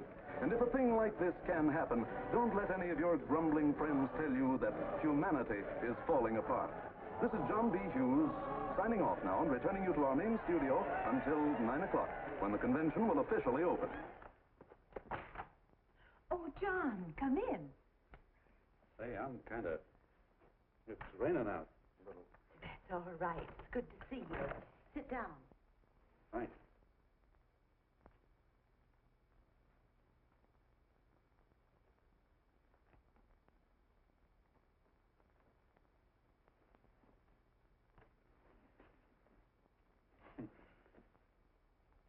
It's for Anne. Oh, how nice. Thank you very much.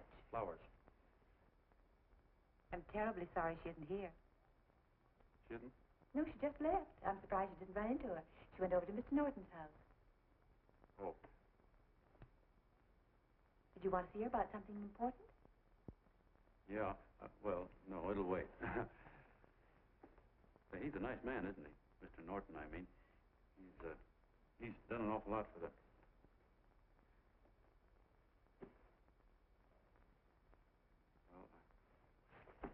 Say, my coat's pretty wet. I'm afraid I might have wet the couch a little.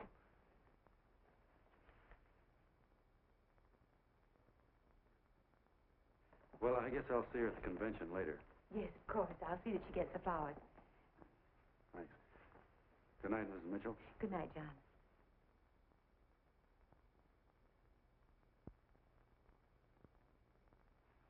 Say, Miss Mitchell,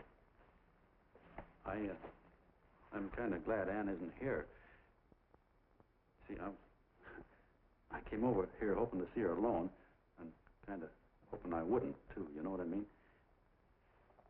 There was something I wanted to talk to her about. But, well, it'll wait, I guess. Good night. Good night, John. Say, look, Mrs. Mitchell, have you ever been married? Oh, I'm sure you have. Gosh, that's pretty silly. I guess you must think I'm kind of batty. Well, I guess I'd better be going at that. John, my husband said, I love you. Will you marry me? You did? What happened? I married him. Yeah, that's what I mean, see? It was easy as all that, huh? Yeah, but look, Mrs. Mitchell. You know, I love Ann, and it's going to be awfully hard for me to say it. Because, well, you know, she's so wonderful. And, well, the best I ever was a Bush League pitcher. And, you know, I think she's in love with another man. The one she made up. You know, the real John Doe. Well, that's pretty tough competition. I bet you he'd know how to say it all right. With me, I get up to it and around it and in back of it, but I never get right to it. You know what I mean? So the only chance I've got is, well, if somebody could kind of give her a warning, sort of prepare her for the shock. You mean you'd like me to do it? Hmm? Well, I was thinking that, yeah, you know, sort of break the ice. Of course I will, John. Thank you, Mrs. Mitchell. Hey, you're okay.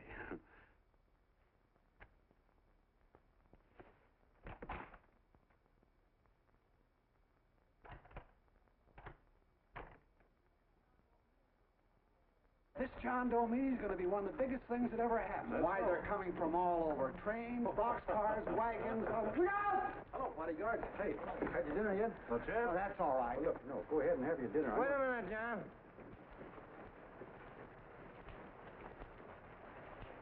Hello, Mr. Connell. All right, John. John, I want to have a little talk with you. What's the matter? Are you falling? Come on. Hey, Ball. Oh, quiet. Say, tell me something. Did you read the speech you're going to make tonight? No, I never read the speeches before I make them. I get more of a kick out of it that way. That's just exactly what I thought. Beanie, go on down to the office, tell Pop to give you the speech. There's a copy on my desk. Gee whiz, boss, you know Mr. Norton told me not to leave him, not even for a minute. Go on. We'll be at Jim's bar up the street. You're a nice guy, John. I like you. You're gentle. I always like gentle people. Me, I'm hard. Hard and tough. I got use for hard people. Gotta be gentle to suit me. Like you, for instance.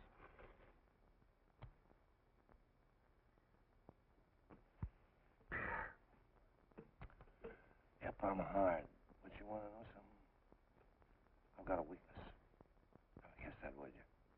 I have. Want to know this? Star-Spangled Banner.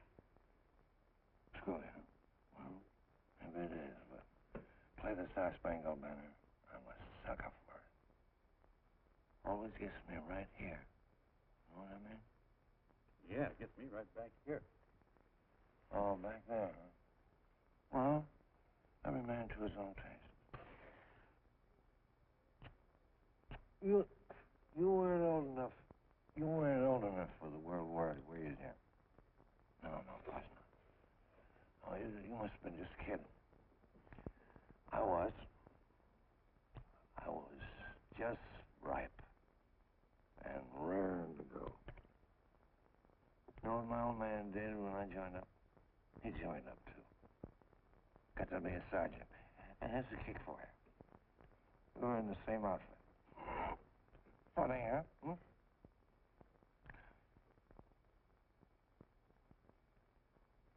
He was killed, John. I saw him get it. I was right there, and I saw it with my own eyes.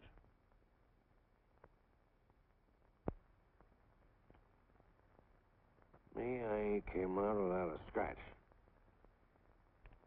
That is, excepting my ulcers.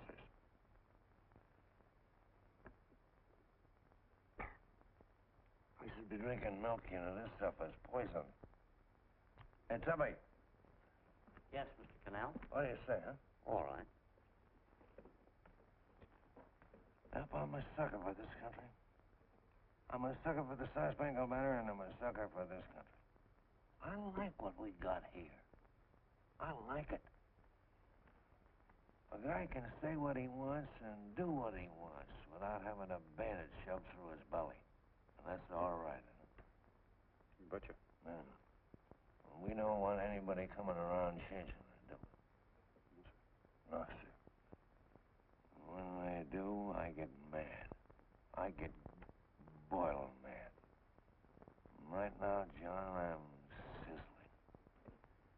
I get mad for a lot of other guys besides myself.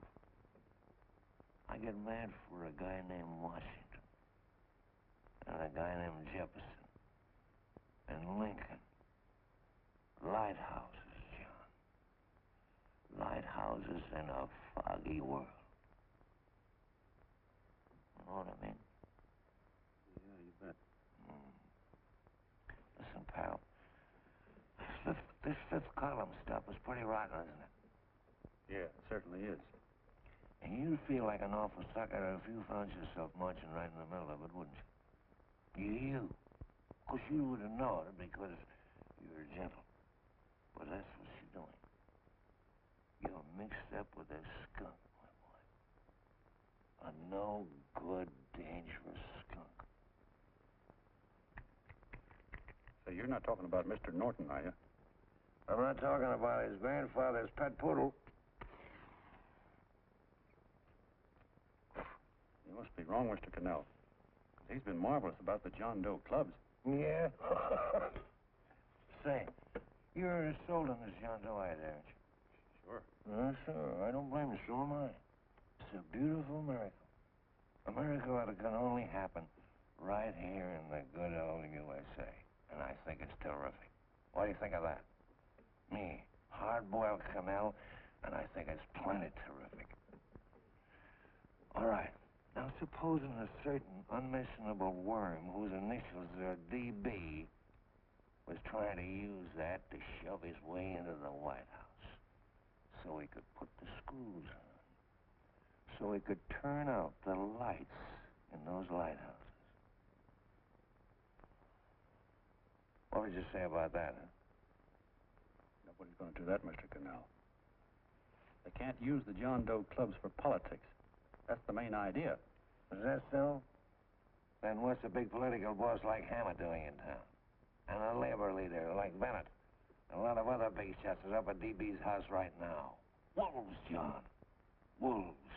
Waiting to cut up the John Does.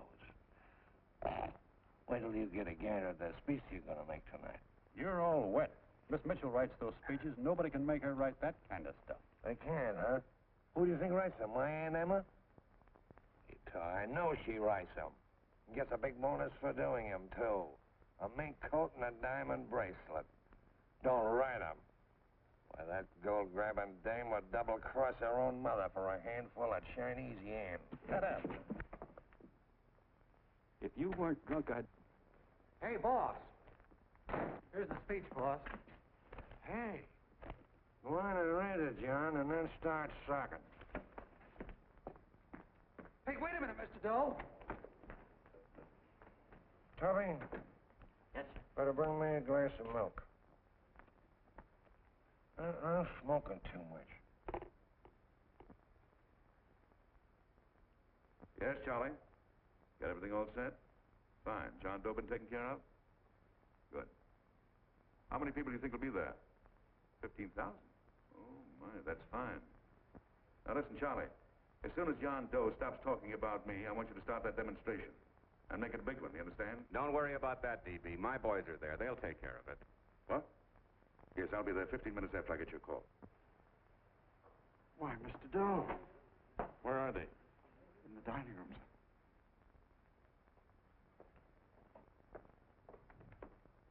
Now, gentlemen, I think we're about ready to throw that great big bombshell. Yeah, well, it's about time. Even a conservative estimate shows that we can count on anywhere between 10 and 20 million John Doe votes. Now, add to that the labor vote that Mr. Bennett will throw in, and the votes controlled by Mr. Hammett and the rest of you gentlemen in your own territories, and nothing can stop us. As I said before, I'm with you, providing you can guarantee the John Doe vote. Don't worry about that. You can count on me on one condition. Little Bennett's got to be taken care of. Didn't I tell you that everybody in this room would be taken care of? My agreement with you gentlemen stands. I'm with you, D.B., but I still think it's a very daring thing we're attempting. These are daring times, Mr. Barrington. We're coming to a new order of things. There's too much talk been going on in this country. Too many concessions have been made. What the American people need is an iron hand. You're right. That's true. You're quite right, D.B. Discipline. Right. And now, may I offer a little toast to Miss Ann Mitchell, the brilliant and beautiful lady who is responsible for all this. Miss Mitchell.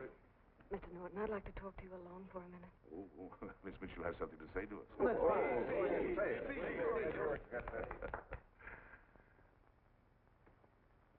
Hello?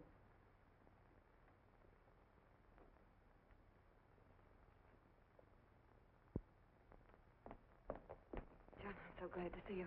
I was terribly worried. Did you write this? Yes, I did, John, but I had no idea what was going on. You didn't? No. That's a swell bracelet you're wearing. John, why aren't you at the convention?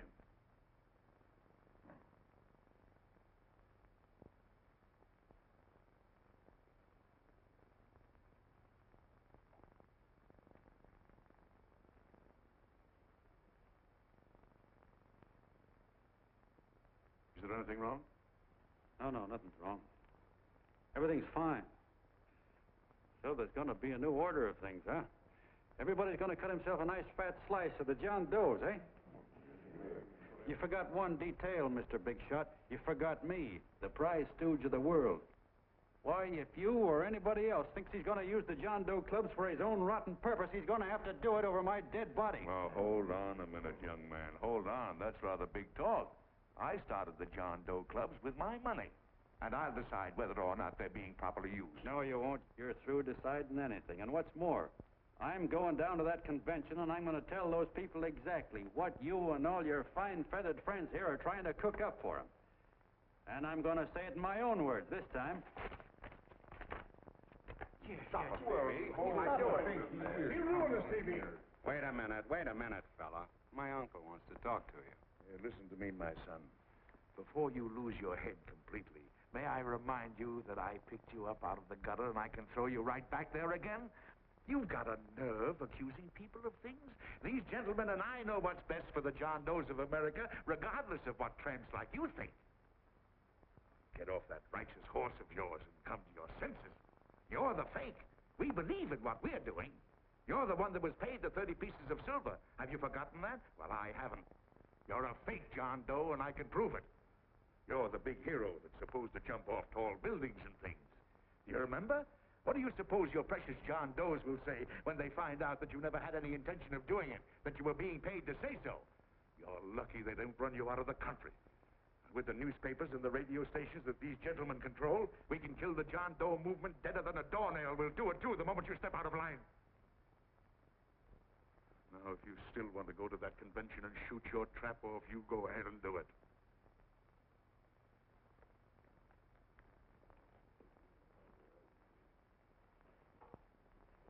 You mean to tell me you'd try to kill the John Doe movement if you can't use it to get what you want?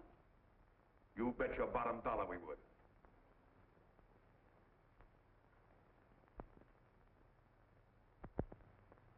Well, that certainly is a new low.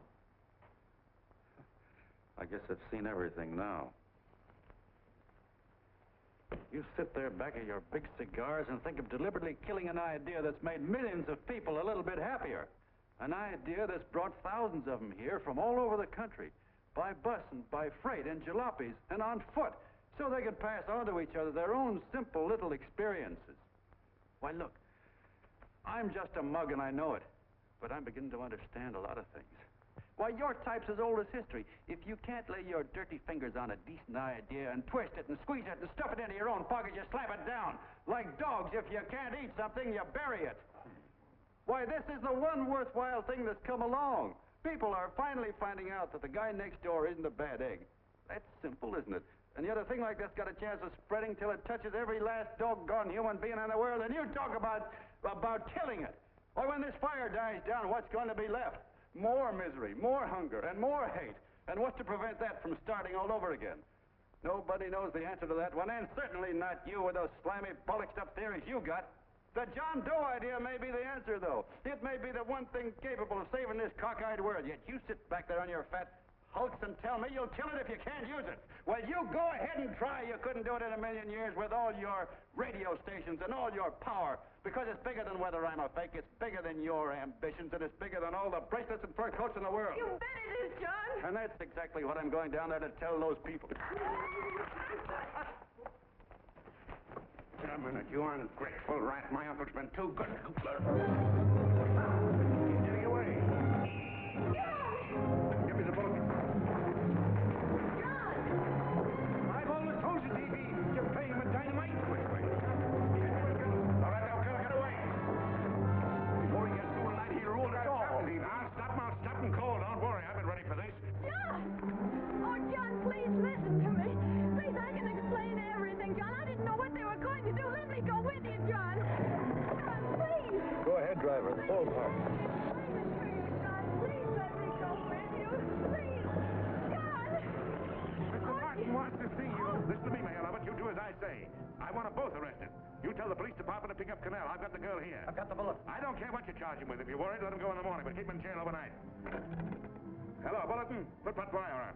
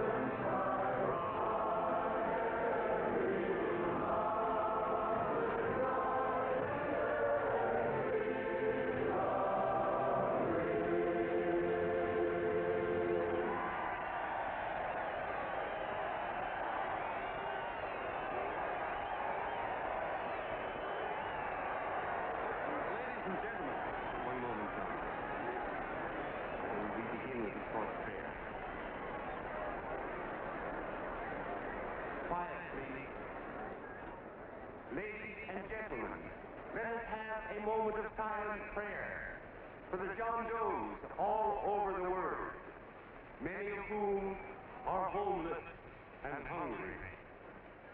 Rise, please. Everybody rise.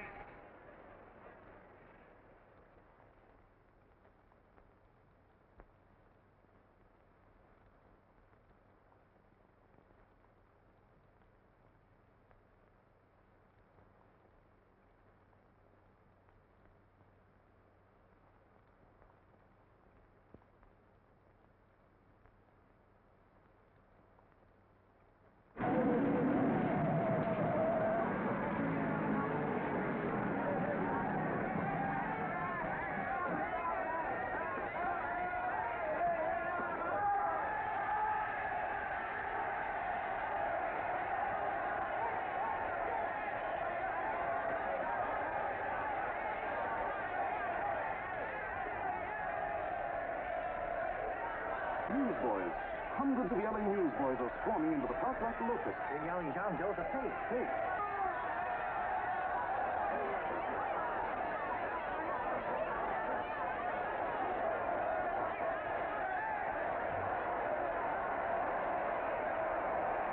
Federal investigation urged by Chamber of Commerce. How could he be a fake? It must be some kind of a gag. A what? A gag. A gag.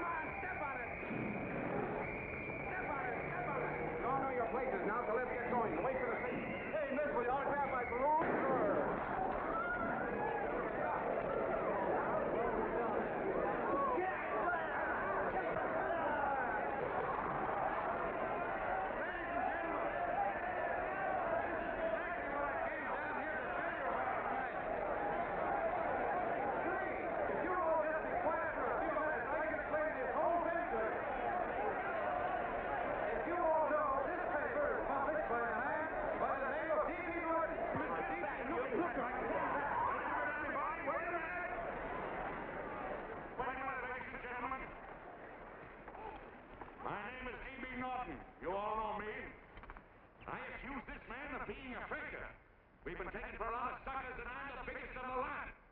I spend a fortune backing this man in what I believe to be a sincere and worthy cause, just as you all did.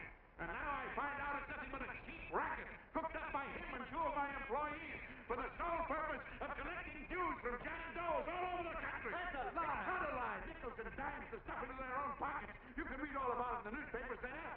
That's a lie. Listen to him, Jim. Don't believe what... This man had no intention of jumping off the top of a building. He was paid to say so. Do you deny that? That's got nothing to do with it. Well, you paid for it, or weren't you? Yes, I was paid, but there has... And what about the suicide note? You didn't write that either.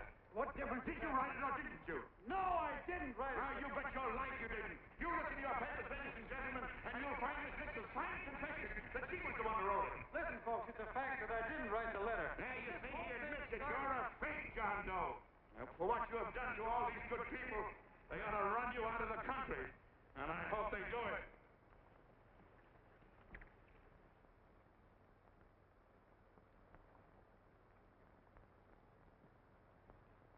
Speak up, John. We believe you. Please, listen, folks. Now that he's through shooting over his face, I've got a couple of things to tell you about.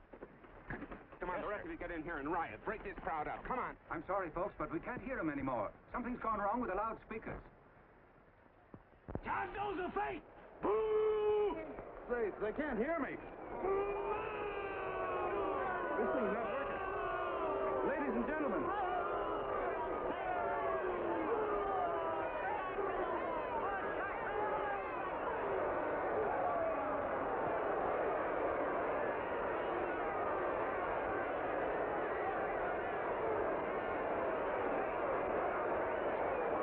This thing's bigger than whether I'm a fake. Look, Bert, you believe me, don't you? Sure. I believe you. Walking my legs off, digging up 5,000 signatures for a phony. Well, there you are, Mr. Doe. 5,000 names asking you not to jump off any roof. It makes no difference, Bert. The idea's still good. We don't have to give up our club. Yeah, well, you can have it. They're starting to throw things. Somebody's going to get hurt. I'm afraid it'll be John Doe. Listen to that mob. I'm gonna go. All right, lady. Can't let go. Let me go. I want to go. Oh, please. Please let me go. They're crucifying him. I can help him. Sorry, sister, we got orders to hold. Orders from who? You think it's a framer? And oh, what do they won't let me go? They won't let me go. Listen, folks. You gotta listen to me, everybody. Jungle, you hobo! Just another racket. Stick to your club. We've been fed baloney so long, we're getting used to it.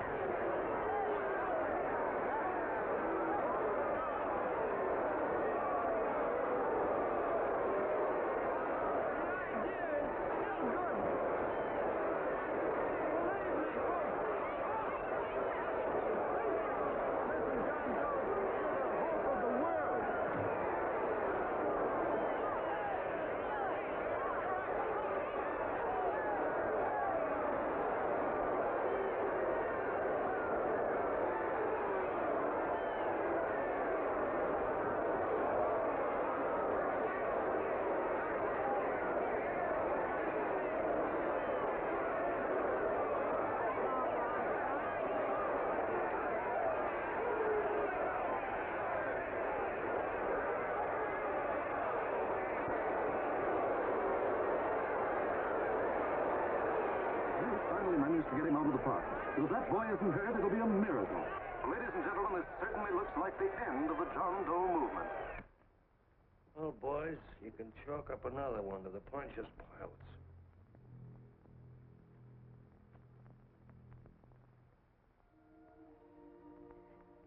I should have been there. I could have helped him. He was so all alone.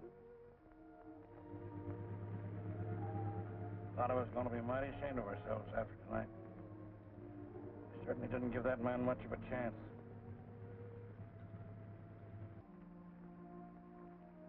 Have some more coffee, Long John? No thanks, Tom.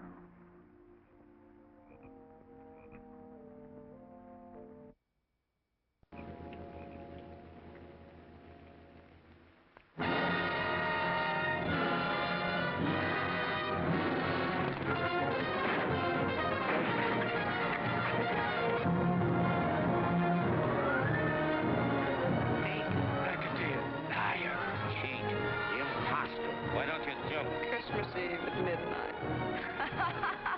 Goodbye, Mr. Doe. You're a wonderful man. And God bless you, my boy. I'll get in there and catch you. You're a fake John Doe, and I can prove it. You're the big hero who's supposed to jump off tall buildings and things. You remember? What do you suppose your precious John Does will say when they find out that you never had any intention of doing it, that you were being paid to say so? Christmas Eve at midnight.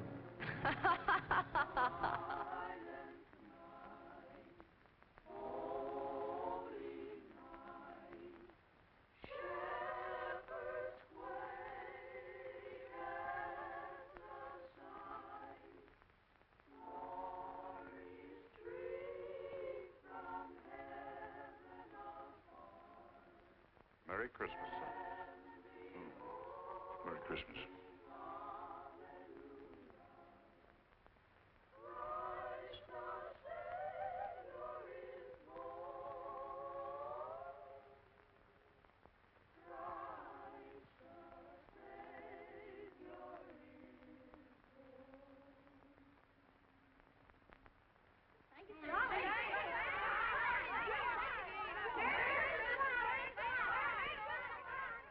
Who?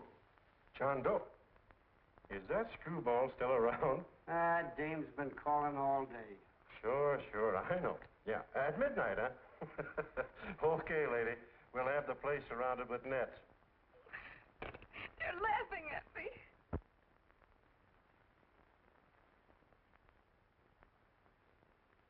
You're a sick girl, Ann. You better take it easy. Whom are you calling now? You called that number not 10 minutes ago. Hello, Mr. Canal. Have you seen him yet? Now listen, Ann, he can't possibly get in without our seeing him. I'm watching the side door and the colonel's out front, so stop worrying. Oh. Thank you.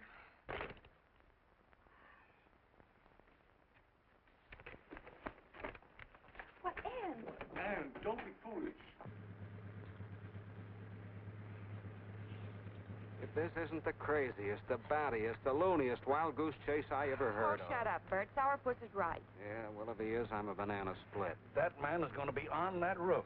Don't ask me how I know. I just know, and you know it as well as I do. Sure. I'd like to believe in fairy tales, but a guy that's a fake isn't going to jump off any roof. I don't think he was any fake, not with that face. And anyway, what he stood for wasn't a fake. Okay, honey, okay.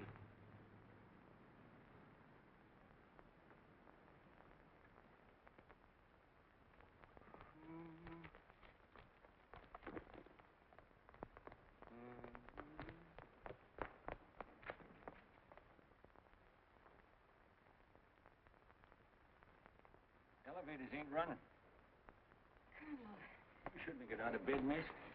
has he been here? No. Have you seen him? I ain't seen him for a week. Where's Canal? He's watching the other door. Oh, gee, you're swell.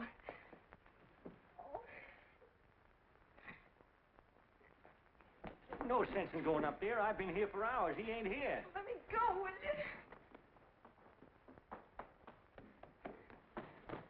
Now, that's crazy. It's 14 floors.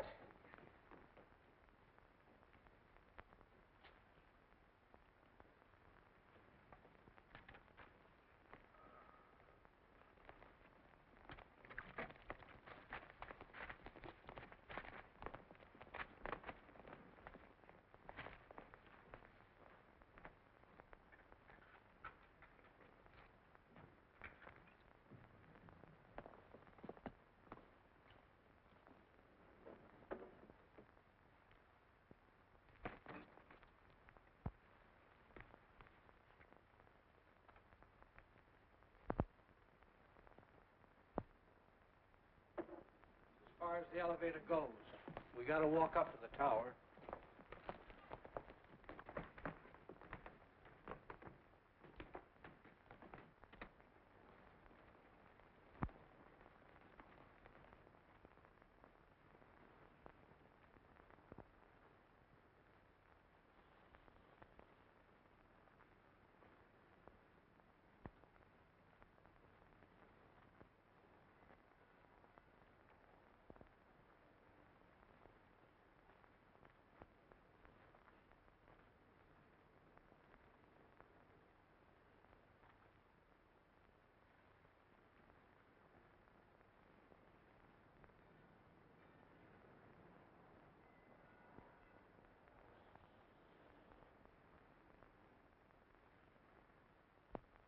That tramp was probably full of Christmas cheer and asleep in some flop house. Let's go. I've got to decorate my tree.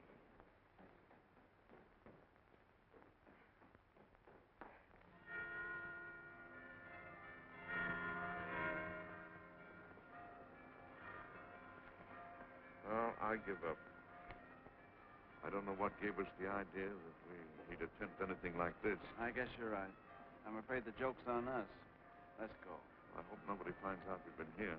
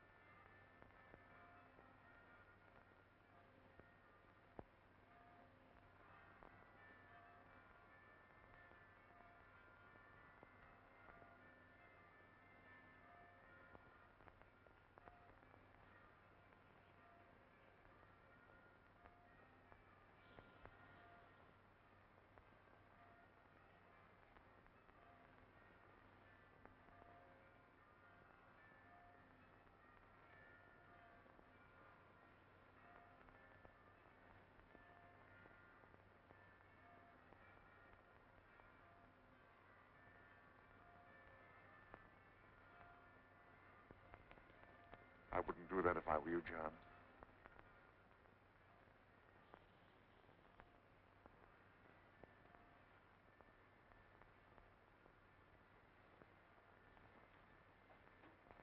It'll do you no good.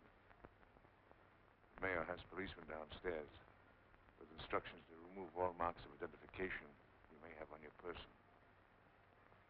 You will be buried in Potter's Field, and you will have accomplished nothing.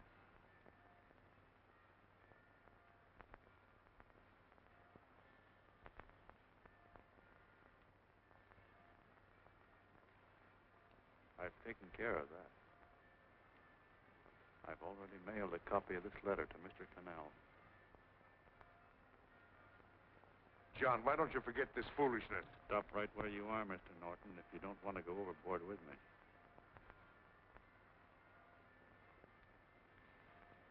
I'm glad you gentlemen are here.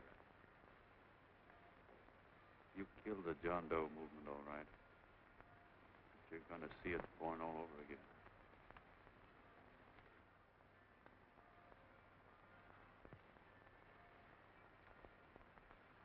Now, take a good look, Mr. Norton.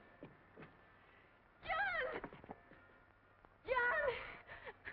Oh, John, no, I won't let you unlock your darling. Oh, please. Please don't give up. We'll start all over again. Just you and I. It isn't too late. The John Doe movement isn't dead yet. You see, John, it isn't dead or they wouldn't be here. It's alive in them.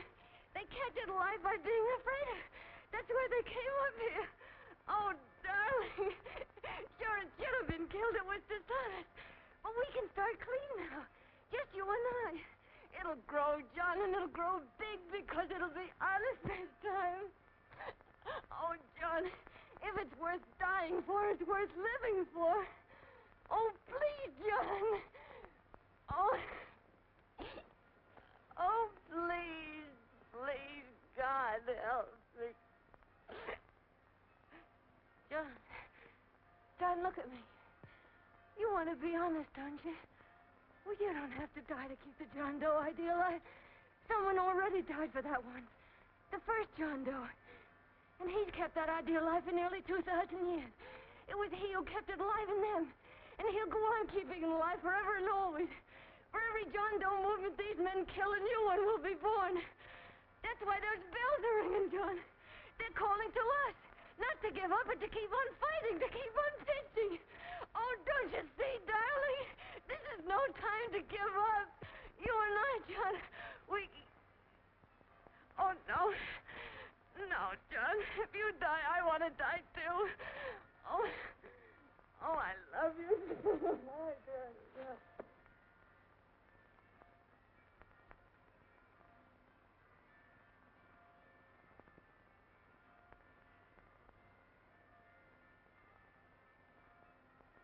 Mr. Doe, you don't have to. We're with you, Mr. Doe. We just lost our heads and acted like a mob. What Bert's trying to say is that we need you, Mr. Doe. There were a lot of us that didn't believe what that man said. We were going to start up our John Doe Club again, whether we saw you or not. Weren't we, Bert? And there were a lot of others that were going to do the same thing. Well, Mr. Sourpuss even got a letter from his cousin in Toledo. I got it right here, Mr. Doe. Only it'd be a lot easier with you. Please. Please come with us, Mr. Doe.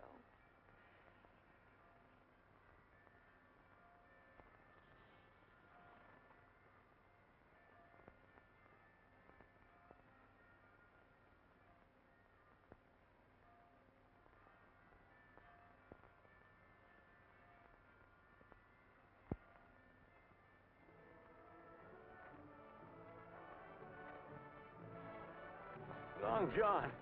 Mr. Doe. Here, we'll help you with it. She'll be all right. Mr. Doe, take her right down to the car. Right up. Look, we got a car right down. Lay on, Norton, the people. Try and lick that.